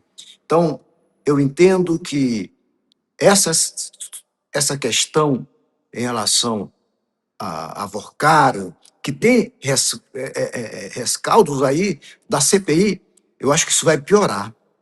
A coisa vai ficar muito pior caso Vorcaro, de fato, queira delatar tudo aquilo que ele sabe. Deputado, bom dia, um prazer falar com o senhor, Lucas Saba, aqui de São Paulo. O senhor está num estado que faz fronteira com um dos nossos vizinhos, um dos maiores produtores de pasta base da cocaína. E nós vimos ali uma resistência muito grande do nosso governo federal em colocar o Comando Vermelho e o primeiro comando da capital como organizações terroristas. Teve que os Estados Unidos colocá-los, taxá-los como tal. Por que o senhor acha que há uma resistência de Lula, do PT, do atual ministro da Segurança Pública em não colocar essas organizações como terroristas? Bom, basta nós olharmos lá em na campanha de 2022. Lula entra no Rio de Janeiro, nos locais onde o crime organizado está presente. Entra com toda tranquilidade, até ministro do STF já fez isso. Tudo muito tranquilo. Imagine o presidente Bolsonaro entrar num local desse. Na verdade, só se fosse com muita segurança, mas muita mesmo. De fato, isso não ocorreria. O presidente Bolsonaro não ia correr esse risco. Lula vive uma relação muito próxima, muito paralela em relação a pessoas do crime organizado. Isso os jornais dizem e até apresentam, não só o Lula, pessoas do governo dele. Então é claro que ele não irá contra esse crime organizado. Não tem porquê, porque ele tem uma relação, deve ter até acordo. Eu acredito que ele deva ter acordo com essas pessoas criminosas. E eles dependem muito dessas fronteiras onde a pasta base, ou mesmo até a já processada, a cocaína e outras drogas. Aqui no meu estado, de fato, é uma verdade. Nós estamos de frente para a Bolívia. E a Bolívia produz isso, produz e muito passa pelo estado de Rondônia. Você vê que as polícias rodoviárias, em especial, ela faz grandes apreensões de muitos quilos, de 2.000, 3.000, 4.000, muitos quilos de pasta base. Isso é uma constante. Então, prova que o crime organizado ele está aqui fazendo o seu trabalho. E Lula, certamente, não quer atrapalhar esse trabalho, seja chegando à pasta base, seja na questão da produção. Esse é o governo Lula. Ele está do lado do crime organizado. Por isso, nós temos dificuldade na Câmara dos Deputados de votar tudo aquilo que for contra o crime organizado. Lula faz com que os seus deputados façam o possível para impedir projetos que venham dar segurança ao povo brasileiro contra o crime organizado. Portanto, Lula não vai fazer nada e nem quer. Deputado, bom dia, bem-vindo ao programa. Essa questão da segurança pública, sem dúvida, vai ser muito importante na eleição. Outro aspecto que eu reparo que tem muito mais relevância aí para o que a gente chama de povão do que, às vezes, algumas discussões de rede social e tudo, é a questão realmente econômica. o cidadão vai fazer uma compra no mercado, ele sente a perda do poder de compra da moeda, né? Ele sente que a inflação real sentida no bolso é muito maior do que aquela que o IBGE aponta, né? Por outro lado, nós temos um governo extremamente irresponsável e populista que vem aí promovendo um monte de medidas assistencialistas e turbinando, de alguma forma, a economia, deixando a conta toda para pagar depois. Qual o efeito líquido que o senhor enxerga disso na eleição? A economia vai ser um fator realmente prejudicial para a reeleição do Lula? Já está sendo desde agora, desde antes, na verdade, porque nós estamos tendo um contato muito frequente, porque estamos numa pré-campanha, nós estamos indo até o povo. E uma das coisas que o povo mais reclama aqui no meu estado é em relação aos produtos que estão com preço elevado nos supermercados. O povo está falando isso. Ele está clamando. Olha, e muitos que votaram na turma do PT, eles estão dizendo, olha, nunca mais nunca mais quero votar nesse partido, porque eu ganho pouco e agora eu vou no mercado, eu não compro todas as coisas que eu preciso para cuidar da minha família. Isso pai de família falando. Portanto, meu caro, esse reflexo já está nas camadas mais pobres. E o povo já está reagindo, o que de fato é uma coisa muito importante. Porque o tempo passou e o povo passou a ver quem realmente é esse presidente da República que não está nunca ao lado do povo mais pobre. Aliás, nunca esteve. Ele enganou muito, ele mentiu muito, mas agora nem a mentira dele o povo acredita mais. Então, as camadas mais pobres estão vendo de fato o quanto esse presidente enganou o povo e continua enganando, né? Porque ele está gastando milhões por dia com esses benefícios, ditos benefícios, na verdade não é benefício, é apenas momentâneo, é um apoio momentâneo, porque na verdade o benefício é para ele, porque ele está em busca de uma reeleição. O que eu acredito que ele não tem mais condições de ser reeleito. Não só pela postura individual dele, que não fala coisa sem a ver com a outra coisa. Tá, a cabeça dele embaralhou geral. Portanto, meu caro, não é somente isso. O povo viu que não temos condições.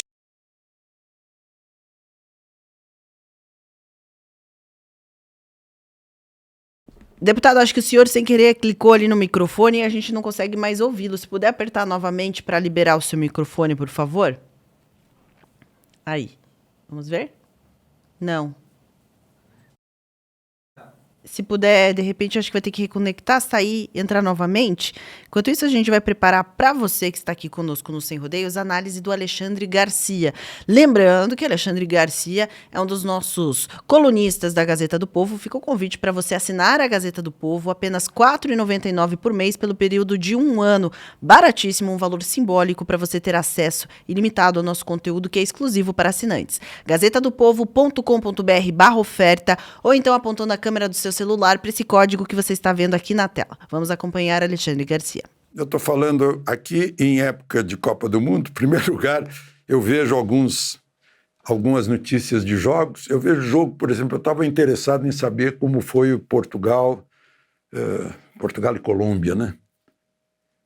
Jogaram 90 minutos e não fizeram nenhum ponto. Por isso que o americano não dá bola, porque não fazer nenhum ponto, não dá nenhum grito, né? É interessante. Depois outros, um ponto só, não sei, mas enfim, eu não acompanho, mas vejo que em Brasília, como se fosse um feriado, porque está todo mundo dispensado, foi todo mundo dispensado às 11 da manhã, sendo que o jogo começou às 14 horas. Eu não vi isso lá no passado, nos meus anos de acompanhar a Copa, em 58, em 62, 66, 70. A gente acompanhava Bota um radinho bem baixinho ali para a gente ficar ouvindo. Né? Mas o que o serviço público está dizendo para a gente é que uma partida de futebol é mais importante que o serviço público, não é? Tem outra coisa. Eu estava lendo hoje, numa das agências de notícias, a tragédia de uma senhora enfermeira cujo marido, oficial da PM, ela descobriu que o marido, depois que ele morreu, a notícia não diz como ele morreu, embora haja aí dezenas de suicídios pelo mesmo motivo, ele estava com mais de 1 milhão de dívida por causa de apostas. Essas aí que o pessoal chama em inglês, né? Eu não sei porquê, né? Em vez de chamar de aposta, chama de bet, né? To bet é apostar em inglês. Não sei, foi o modismo aí, ou são empresas dos Estados Unidos, empresas do estrangeiro que usam a palavra inglesa. E começou na Copa do Mundo, esse tenente da PM, na Copa do Mundo de 22. Né? E agora se revela, porque tem uma moça na Bahia, auditora fiscal, que o irmão dela se matou. E estava com dívidas de milhões por causa do jogo, né, dessa aposta. E aí, a cara de pau, de vez em quando entra no meu celular, propaganda de aposta e diz: aposte com responsabilidade. A única aposta que não é irresponsável, a única aposta responsável é a aposta em si mesmo. Como eu sempre fiz, eu nunca apostei na vida, a não ser em mim mesmo. E deu certo. Porque a gente, apostando em si próprio, começa ganhando o dinheiro que a gente não perdeu na aposta, né? Que a gente deixou de gastar, já ganha por aí. Aí a gente ganha sempre, quando deixa de apostar. E, em segundo lugar, aposta em si próprio significa investir em si próprio, no aperfeiçoamento técnico, tecnológico, literário, seja lá o que for, né? Aperfeiçoando a sua capacidade de gerar riqueza. Isso é óbvio. Mas eu não sei por que as pessoas acham que é um caminho, porque fica a propaganda, a propaganda gratuita das loterias do governo, né? Ganhou 20 milhões, sim, e quantos perderam? Quantos milhões perderam? Milhões. Aquele milhão que o sujeito ganhou é apenas uma parte do que o pessoal perdeu, porque o resto vai lá para a loteria. Queria ler a lei para vocês, o artigo 5º da Lei de Contravenções Penais. Né? Estabelecer ou explorar jogo de azar em lugar público ou acessível ao público.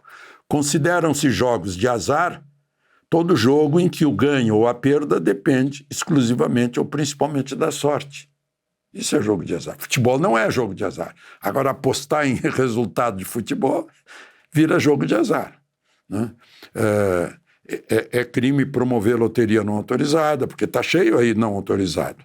E ainda no artigo 50, o parágrafo 2º fala em multa de 2 mil a 200 mil para quem participar, ainda que pela internet.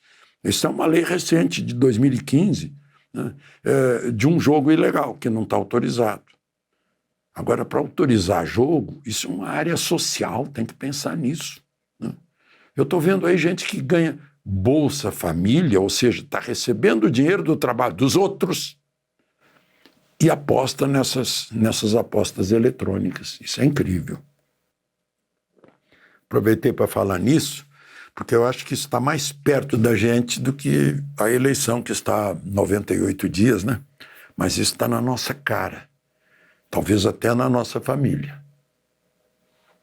De Brasília, Alexandre Garcia. Aí está a opinião do Alexandre Garcia, você que está conosco, obrigada pela sua companhia, quero agradecer ao superchat da Eliane Marques, obrigada pelo seu carinho.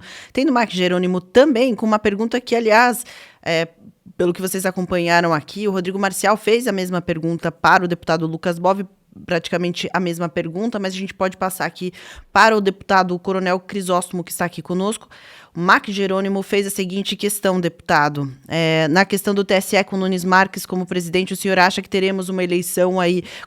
O que podemos esperar dessas eleições de 2026? Pela própria movimentação do ministro, já dá para nós notarmos que o ministro Nunes Marques, ele é bem mais tranquilo, ele trabalha mais em cima do processo jurídico, dentro do processo eleitoral, sem mostrar lados.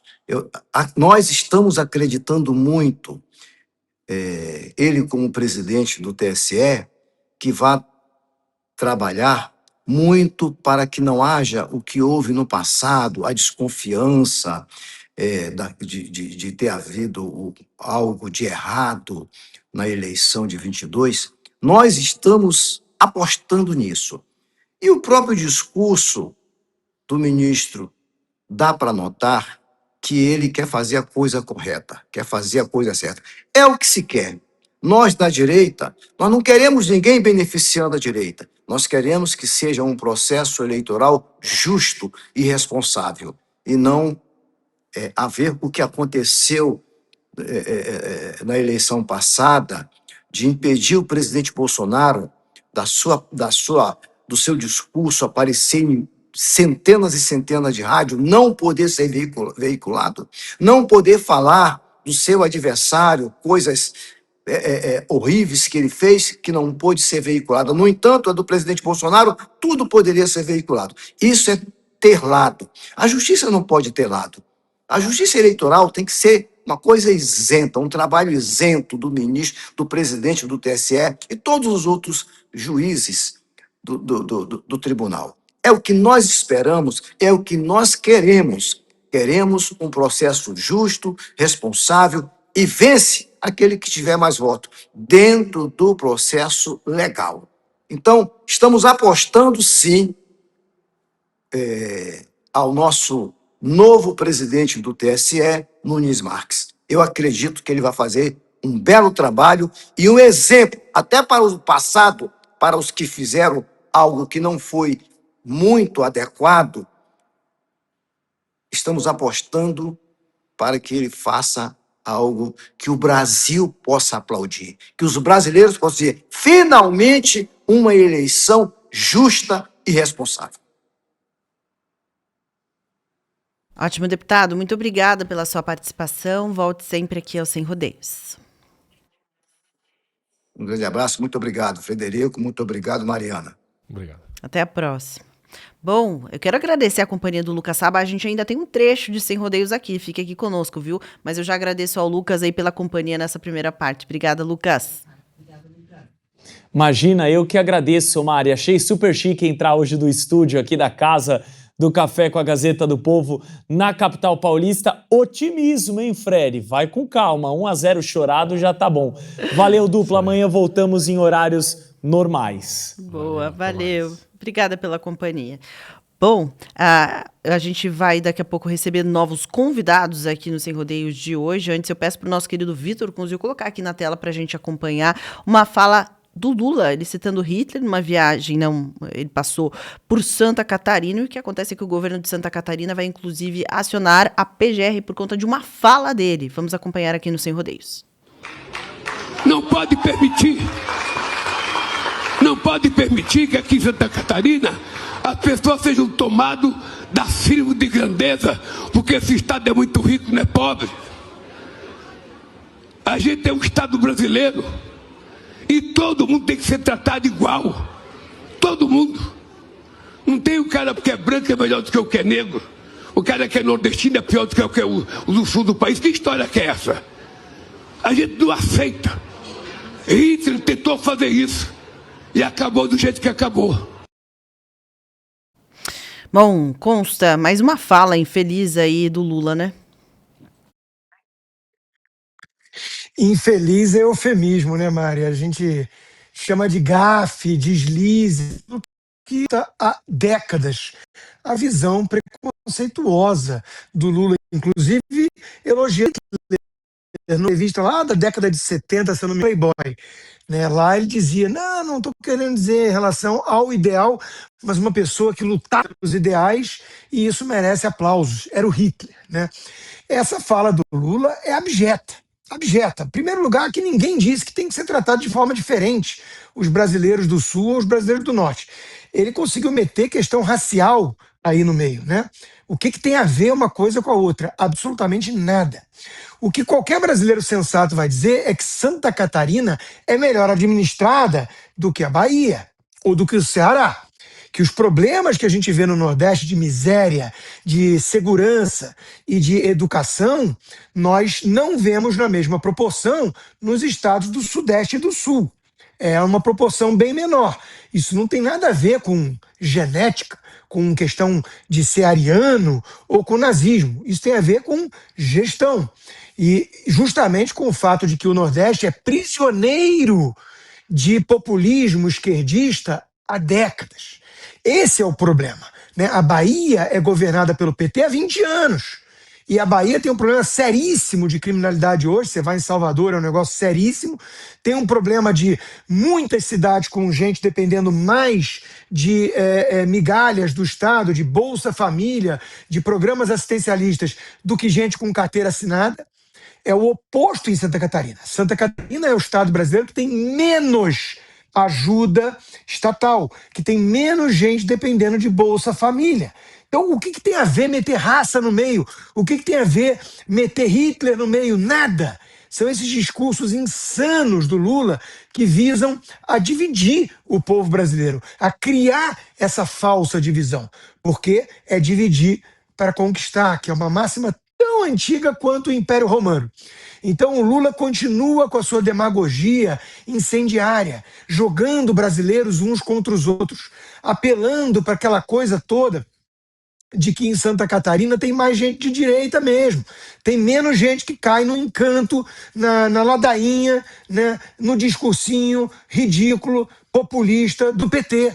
E isso incomoda o PT, até porque, num ato de sincericídio, o Lula e também o Dirceu já disseram, né, que o sujeito começa a estudar um pouquinho, melhorar um pouco de vida, arrumar um trabalho, e não vota mais no PT, né?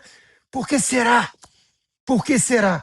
Então isso incomoda. Nós vimos uma reportagem na mídia mostrando que os catarinenses eram um povo nazista porque tinham uma saudação a Hitler nos telhados das suas casas. Eles confundiram o nome de uma família tradicional com um negócio que tem em Santa Catarina com uma saudação de Hitler, uma saudação nazista. Fizeram isso porque a imprensa, que tem esse esquerdista que chama isso que o Lula fez, na melhor das hipóteses, né, e não de um preconceito ideológico, porque essa gente tem um preconceito e quis enxergar ali num sobrenome tradicional de uma família de negócios em Santa Catarina um viés nazista.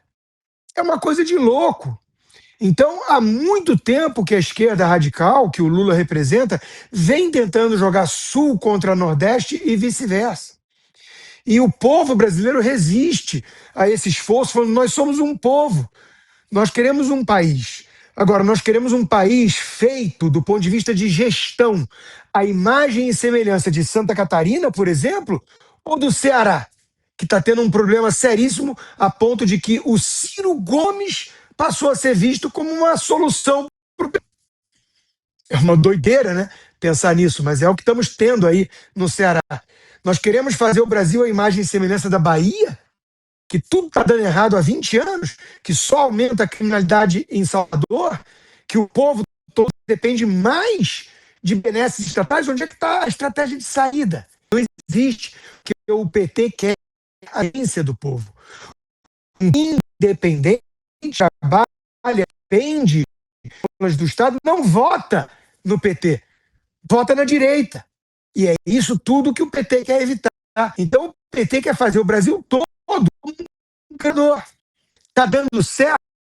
Eu acho que o povo baiano está percebendo, quer se libertar dessa escravidão, do cabresto, do comunismo que alimenta no Nordeste.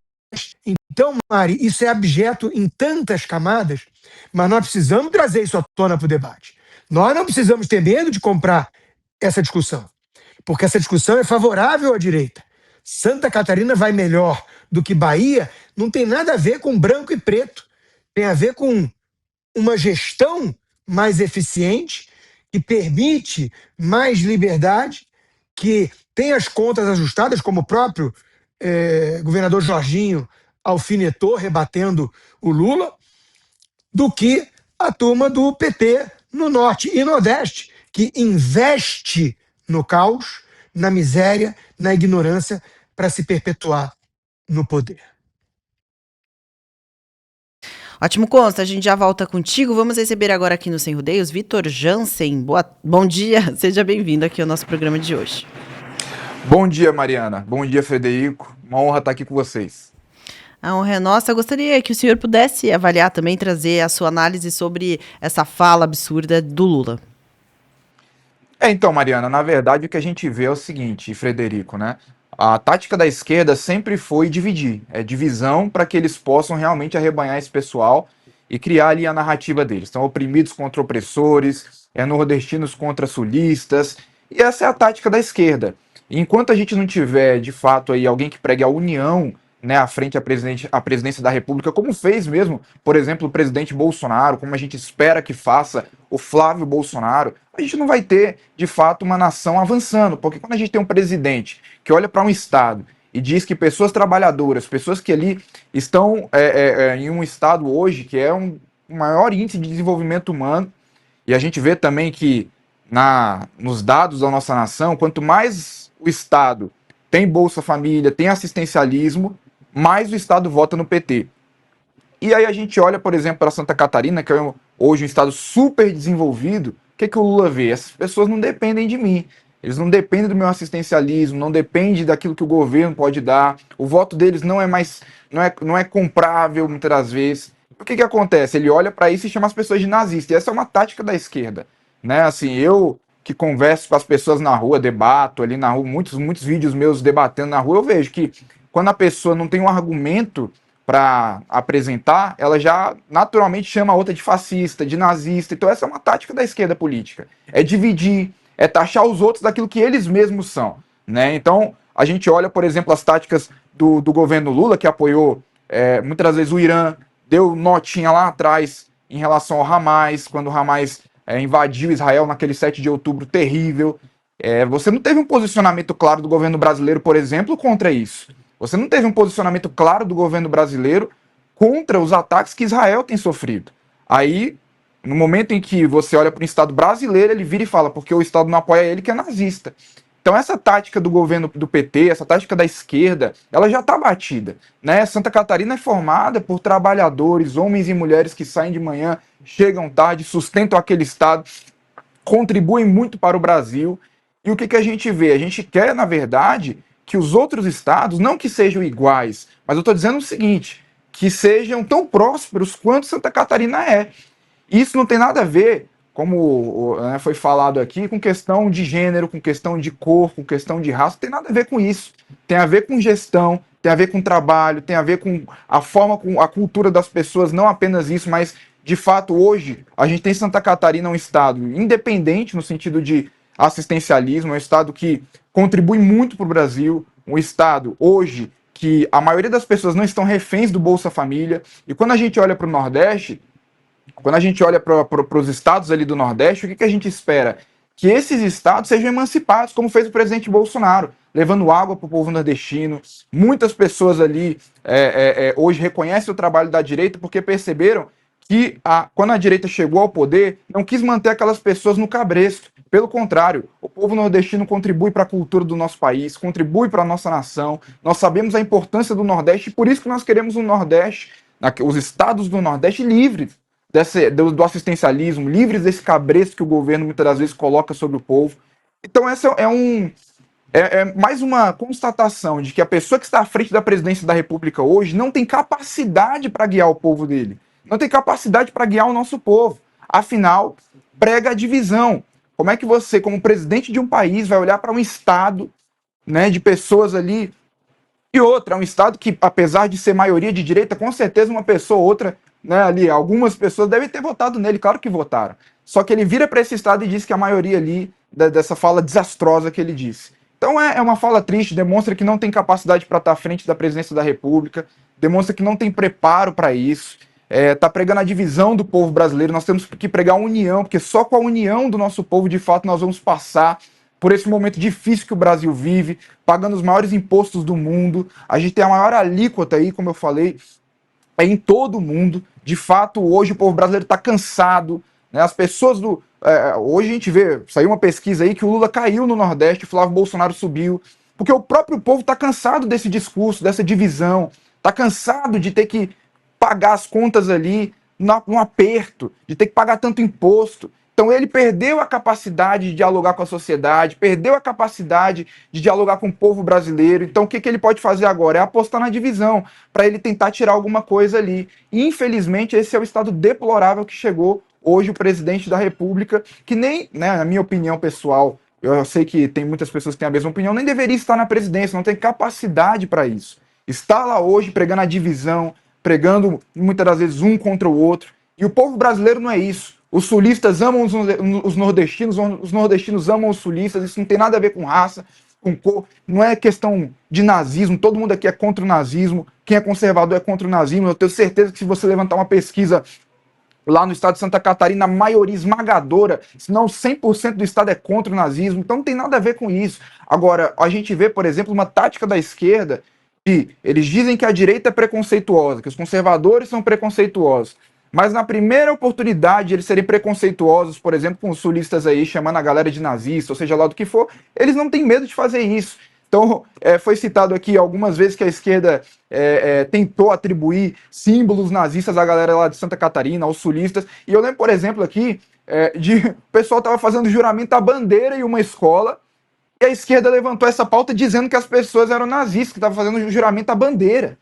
Então, assim, é o tipo de coisa que a gente vê que já está batido da esquerda. Esse discurso não cola mais. Quantas vezes Bolsonaro foi chamado de nazista, os apoiadores da direita são chamados de nazista, e essa é uma tática tão fraca, porque ela não pega mais. Ninguém aqui é nazista, muito pelo contrário. Né? Nós amamos o povo brasileiro, nós amamos Israel, a direita mesmo. Os conservadores são os que mais falam sobre Israel e defendem Israel, e o governo que está aí, na verdade, é o que mais se posiciona contra Israel, muitas das vezes. Então, assim, é uma narrativa falida, uma narrativa que não se sustenta, não tem fundamento. É mais uma tentativa do presidente da República de tentar dividir o povo brasileiro para tentar ganhar alguma coisa ali. A esquerda sempre fez isso, é rico contra pobre, nordestino contra sulista. É essa tática, para tentar arrebanhar ali o grupo deles, dizer que as pessoas são oprimidas e nós somos os opressores, ou os sulistas são os opressores. Então não vai colar essa tática. A gente vê que no Nordeste o Lula já está despencando. Comparado a 2022, ele está muito mais fraco esse ano. Ele tem um teto ali no Nordeste. As pessoas estão querendo de fato se emancipar desse assistencialismo que faz mal. E como eu falei aqui, quanto mais o Estado tem assistencialismo, isso é um dado, não é minha opinião pessoal. Quanto mais o Estado depende do assistencialismo, seja do Bolsa Família, por exemplo, basta pesquisar aí, você vai ver que mais vota no PT. Por quê? Porque o PT gosta de manter as pessoas no cabresto. E quem ele não consegue manter no cabresto, ele diz que é nazista, fascista, e essa é uma tática já conhecida da esquerda ali, muito triste por sinal. Então, mais uma fala aí deplorável do presidente da República. Ótimo, Vitor. Vou trazer mais um assunto aqui para a gente ouvir a sua opinião, também do Consta e do Fred. Páginas torram R$1 milhão contra Flávio e Tarcísio. Um levantamento apontou ali que tanto as redes sociais, no Instagram quanto no Facebook, algumas páginas que são consideradas fantasmas desembolsaram mais de R$1 milhão nesses anúncios que são feitos aí para promover informações, e nesse caso seria para atacar políticos, entre eles ali, então, Flávio Bolsonaro e Tarcísio de Freitas. Bom, é claro que, como eu disse, são páginas consideradas fantasmas, não se sabe ainda qual que é a exata origem disso, mas a gente sabe que esse tipo de impulsionamento nessas redes sociais é bem frequente, muitas vezes até acabam sendo impulsionamentos autorizados, por exemplo, por assembleias legislativas, pela própria Câmara dos Deputados, enfim, nesse caso a gente não sabe ainda exatamente de onde é essa de onde vem esse ataque, né? Esse, digamos assim, impulsionamento direcionado a essas figuras políticas. Vitor Jansen, qual que é a sua opinião sobre isso, né? O que a gente pode imaginar que venha é o modus operandi também, e a gente vê bem claramente na esquerda aí, né, esse funcionamento, essa máquina funcionando para atacar especialmente algumas figuras públicas. Mariana, é novamente a tática da esquerda, acusar aquilo que eles mesmos fazem. Né, a gente teve ali durante o governo Bolsonaro, né, um estardalhaço da esquerda que dizia, né, que a direita tinha um gabinete do ódio, que propagava desinformação, que propagava todo tipo de coisa, e eles falavam sobre esse gabinete do ódio como se fosse, né, segundo eles que tinha, né, esse gabinete do ódio, como se fosse a coisa, né, uma coisa absurda, porque estava propagando desinformação, tinham ali influenciadores, pessoas unidas para poder fazer o combate ali na rede social. E durante todo o governo Lula a gente teve várias notícias como essa. Várias notícias de que eles juntaram influenciadores. O próprio Janones, que é um porta-voz aí, é um porta-voz do governo. O Janones, na época da eleição presidencial de 2022, levantou várias notícias falsas contra o presidente Bolsonaro. Então a esquerda sempre falou sobre gabinete do ódio aí, que era um absurdo, e etc. E eles fizeram o quê? Formaram o gabinete do ódio deles de fato. Aí agora você vê essa notícia sobre impulsionamentos contra candidatos em perfis anônimos, milhões. Então, assim, quem está por trás disso? Eu acho que a pergunta muito clara deveria ser essa. Só que me parece muitas das vezes, e eu dou graças a Deus que pelo menos hoje, à frente do TSE, quem está à frente hoje nesse período é o Nunes Marques junto ao André Mendonça, porque eu acredito que a gente vai ter, de fato, durante essas eleições, mais imparcialidade com essas duas pessoas à frente, que nós não tivemos na eleição de 2022, isso é um fato que nós não tivemos, que de fato isso possa ser olhado, que isso possa ser observado. Afinal, por que a quem interessa, né, esses perfis estarem divulgando essas notícias e de onde está vindo esse recurso? São perguntas que tem que se fazer, porque se fosse a direita, se fosse o presidente Bolsonaro no poder, se fossem perfis conservadores fazendo essa militância, gastando aí milhões para poder divulgar notícias ou combater, né, os candidatos da esquerda, eu tenho certeza que isso aí seria um escândalo na mídia, a mídia estaria falando muito sobre isso. Eu até acho importantíssimo, Mariana, Frederico, vocês estarem trazendo esse tema aqui, porque a gente pede, qual foi sempre a luta da direita? A luta nossa é que haja uma eleição com imparcialidade. E se a gente tem coisas como essa acontecendo, tem que ser apuradas, e a pergunta a ser feita é essa. Quem está por trás disso? Da onde está vindo esse recurso? Por que quando é com a esquerda, a mídia se cala? Não tem o mesmo, né, barulho. A gente viu que essa questão do gabinete do ódio não foi comprovada de maneira nenhuma, não mostrou quem eram realmente os integrantes desse tal gabinete do ódio, né? A divulgação em massa que eles diziam das fake news. E quem são os influenciadores aí? Janones, que disse no livro dele que cometer fake news faz parte ali do processo político e tudo mais, segundo ele. Então é esse tipo de influenciador que está falando. Como é que é? Quem é que está? Quais notícias estão sendo divulgadas? Isso aí é mais uma também, né? Um adendo aí para aqueles isentões, né? Que estão dizendo aí que a esquerda não ataca o Flávio Bolsonaro. Tá claro aí que ataca. Tá claro, na verdade, que a esquerda está se posicionando sim contra o Flávio Bolsonaro, porque ele não só tem como ganhar essa eleição, como provavelmente irá ganhar sim. O Lula tem um teto. O teto do presidente hoje, para se reeleger, todo mundo sabe, de aprovação é de 38%. O Lula já mostrou que ele não consegue ultrapassar a barreira que tem hoje na pesquisa. Ele tem um teto muito claro, uma rejeição maior do que a aprovação. 52% saiu uma pesquisa ontem de rejeição. Então o Lula, ele está nessa posição e a esquerda tem atacado sim o Flávio Bolsonaro, porque reconhece que hoje ele é o único candidato que consegue vencer o Lula nas eleições. Hoje ele é o único com capacidade de chegar ao segundo turno e de vencer as eleições. Então esse argumento que alguns isentões usam para dizer que o Flávio Bolsonaro não é atacado pela esquerda cai por terra com uma notícia como essa. Ou as pessoas acham que isso aí é dinheiro privado, muitas das vezes, ou que alguém aí da esquerda deu na cabeça de sair impulsionando milhões contra o Flávio. Eu não vou acusar ninguém, mas fica a pergunta de onde está vindo esse recurso e a quem interessa esse movimento nas redes sociais. Isso sim é um gabinete do ódio, uma propagação em massa que não deveria ocorrer antes das eleições como está ocorrendo. Então a gente aí fica esse questionamento. A quem interessa isso? De onde está vindo esse dinheiro? E por que a mídia não se posiciona contra essa situação como se posicionou sobre o dito gabinete do ódio e todas as outras questões que eles levantaram na época da eleição? Então fica essa pergunta. Excelente, Vitor. Muito obrigada pela sua companhia aqui hoje no Sem Rodeios. Obrigado, Mariana. Obrigado, Federico. Foi uma honra. Valeu. Até mais. Valeu. Agora com Consta, queria também ouvir sua análise sobre esse gabinete do ódio aí, oculto, por enquanto.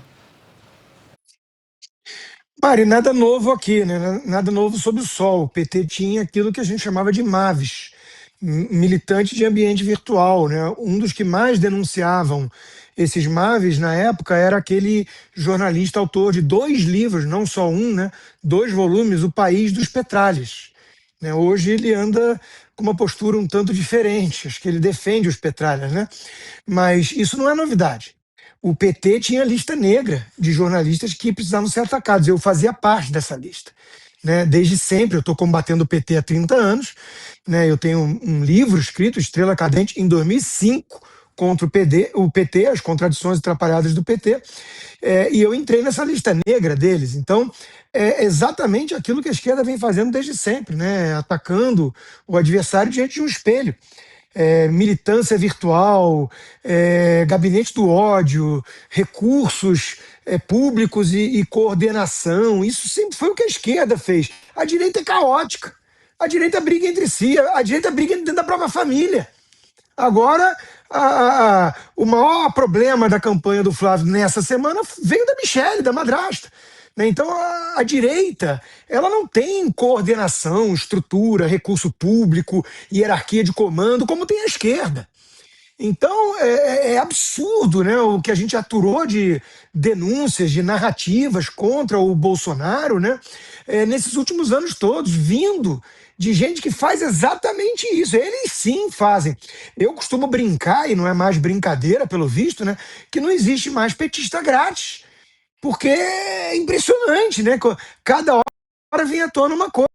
Agora teve uma denúncia, atriz, né, Luana Giovanni, né, que teria recebido 300 mil reais para fazer uma propaganda ali a favor do Banco Central politizado, né? E ela ainda se justificou depois num tom de soberba, de arrogância, né? Indo dormir. Tô com sono, mas vou explicar aqui pros idiotas, né? Publi, tá ali embaixo. Sim, minha querida, mas o problema é esse. O problema é você ganhar 300 mil reais para fazer uma propaganda contra um Banco Central independente, que tem ali uma opinião técnica, que você não quer que seja técnica, você quer que seja politizada para beneficiar o governo Lula. Né? Então não existe mais petista grátis. Aí vem um baterista, isso me afeta porque eu sou baterista de hobby, né?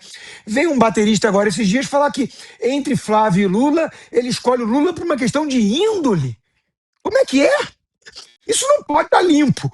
Uma opinião dessas não pode ser limpa. Eu quero muito cavucar. Né? Eu sigo o dinheiro. Eu não estou querendo ser leviano, não vou nem dizer o nome do baterista. Mas veja, ninguém em sã consciência pode falar que escolhe o Lula contra o Flávio Bolsonaro por uma questão de índole. Será que esse sujeito não acompanhou os últimos 20 anos do Lula no Brasil? Eu poderia dizer 40, porque esse sujeito não tem índole desde o regime militar. Né? Ele era caguete, X9, depois ele bajulava o Fidel Castro, fundou junto com o Fidel Castro o Foro de São Paulo em 1990. Que índole tem um sujeito desse, que apoia o maior tirano assassino do continente? Então, é bizarro quando a gente começa a ver que normalmente você pode cavucar que você vai encontrar. Esquerda radical defendendo Lula, tem algum pix que pingou. Tem algum dinheiro que veio do governo, tem alguma coisa aí que tem um gabinete com voz de comando. Porque eles são assim, eles têm essa pauta, eles são brifados.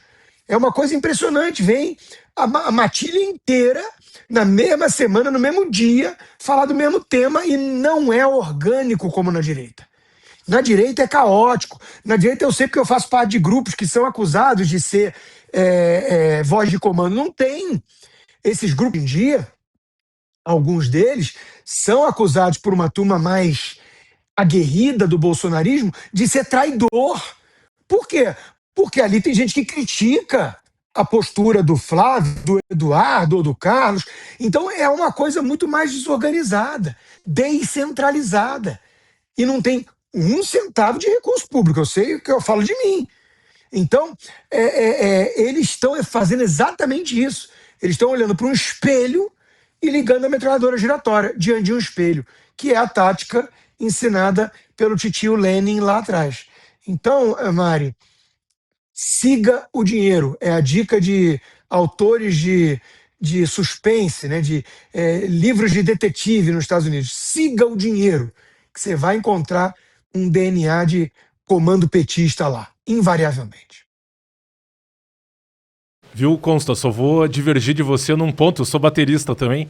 Esse baterista é um pseudo-baterista, né? Baterista é o Aquiles Priester, Ricardo Confessori. Esse daí é um pseudo. Sim. Olha só, né? Eu estou estudando para um dia me tornar baterista também, né? A bancada vai ficar bacana aqui, hein? Olha! Só que eu tô muito no comecinho ainda, tô bem longe de vocês, viu? Mas queria agradecer, Consta, pela sua companhia aí, ainda tão cedinho aí durante viagem e tudo mais. Obrigada pela companhia aqui hoje no Sem Rodeios. Sempre um prazer, Mari, Fred. Agora que eu vou tomar meu café da manhã e daqui a pouco Brasil 2-1. Bom dia a todos. Valeu, bom dia. Fred, ainda dá tempo da gente analisar ainda aqui rapidamente essa questão. Queria te ouvir falar também sobre esse gabinete do ódio. Pois é, Mário, eu queria fazer essa análise na perspectiva do direito eleitoral, né? A propaganda eleitoral e a legislação eleitoral relativa à propaganda é muito clara no sentido de que é proibido o impulsionamento de propaganda negativa. E o que foi relatado nessa reportagem do Globo é que páginas fantasmas foram criadas no Instagram e no Facebook, teria sido desembolsado quase R$1 milhão e essas condutas, né, configuram uma violação clara, expressa do texto legal eleitoral. É basicamente um abuso de poder econômico e R$1 milhão, né, gera uma vantagem a determinadas candidaturas que desequilibram o pleito eleitoral e, portanto, o montante de R$1 milhão em qualquer tipo de campanha que se analise, seja presidencial, que tem o gasto mais alto, né, permitido pela legislação, campanhas de governador, deputado federal, estadual, é um montante que configura a hipótese típica de abuso de poder econômico. Mais além, utilização indevida de meios de comunicação social. Tanto assim, as pessoas que estavam fazendo impulsionamento sabem que esse impulsionamento é ilícito, que qual foi a tática usada? Eles se valeram da criação de uma série de propagandas, ali, milhares de publicações, e colocaram um valor pequeno em cada uma dessas publicações. Por quê? Porque se você pega e faz uma única publicação, por exemplo, patrocinando, né, impulsionando no montante de R$500 mil, isso acende um alerta automático, né, no mecanismo ali de impulsionamento do Instagram e do Facebook. Então, para camuflar esse mecanismo, esse método ilícito, eles, né, compartimentaram essa propaganda em uma série ali, centenas de propagandas, colocaram um pouquinho de valor em cada uma delas e alteraram os títulos. Não ficava claro no título dessas propagandas que se tratavam de conteúdo político, justamente também para burlar o mecanismo de controle que é muito estrito ali no Facebook e na Meta, né, que comporta Facebook, Instagram, em relação, né, a esse impulsionamento de propaganda. Sabendo disso, obviamente que quem está por trás desses ataques, né, tentou ali camuflar para não ser, de qualquer maneira, flagrado nesse ilícito eleitoral. O importante agora é que, né, os atingidos, a campanha do Flávio Bolsonaro, a campanha do governador Tarcísio, promovam as medidas adequadas perante a justiça eleitoral para localizar, identificar quem está por trás desses ataques. Teria um número, né, com DDD do Paraná, um WhatsApp, que estaria associado a essas contas que criaram essa propaganda que foi impulsionada de maneira ilícita. E a pergunta, né, como o Constantino bem colocou, que se deve fazer nesse tipo de indagação, quando você não sabe quem é o autor por trás de um determinado ato, é a quem esse ato beneficia. E é muito claro que é a campanha do Lula ao PT e, portanto, você já tem aí uma linha de investigação e é importante, então, que os jurídicos, tanto do Tarcísio quanto do Flávio Bolsonaro, né, promovam as medidas adequadas perante a Justiça Eleitoral para identificar quem está por trás e aí, né, na sequência, a promoção de uma ação de investigação judicial eleitoral, né, para caracterização do abuso de poder econômico e a utilização indevida de meios de comunicação social que redundam na cassação de direitos políticos, como o caso mesmo, né, da famosa lá das escolas de samba que se utilizaram de direito público, de dinheiro público para promover o Lula, né, em detrimento, né, dos seus opositores, e ali também estava configurado abuso de poder político, abuso de poder econômico. Então, mais uma medida que pode ser tomada para se identificar quem está por trás desses ilícitos eleitorais e, na sequência, né, se promover ali as medidas para que essas pessoas sejam sancionadas à luz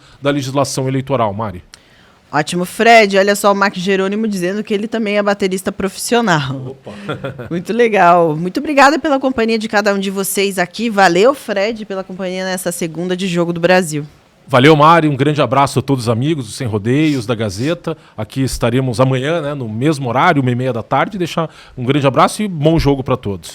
Isso aí, voltem amanhã, estaremos ao vivo a partir da 1h30 da tarde. Você tem a partir do meio-dia a Gazeta Agora, última análise no horário normal à noite, a partir das 7 horas da noite. Nós esperamos vocês então, repito, amanhã, 1h30 da tarde. Fiquem todos com Deus e até lá.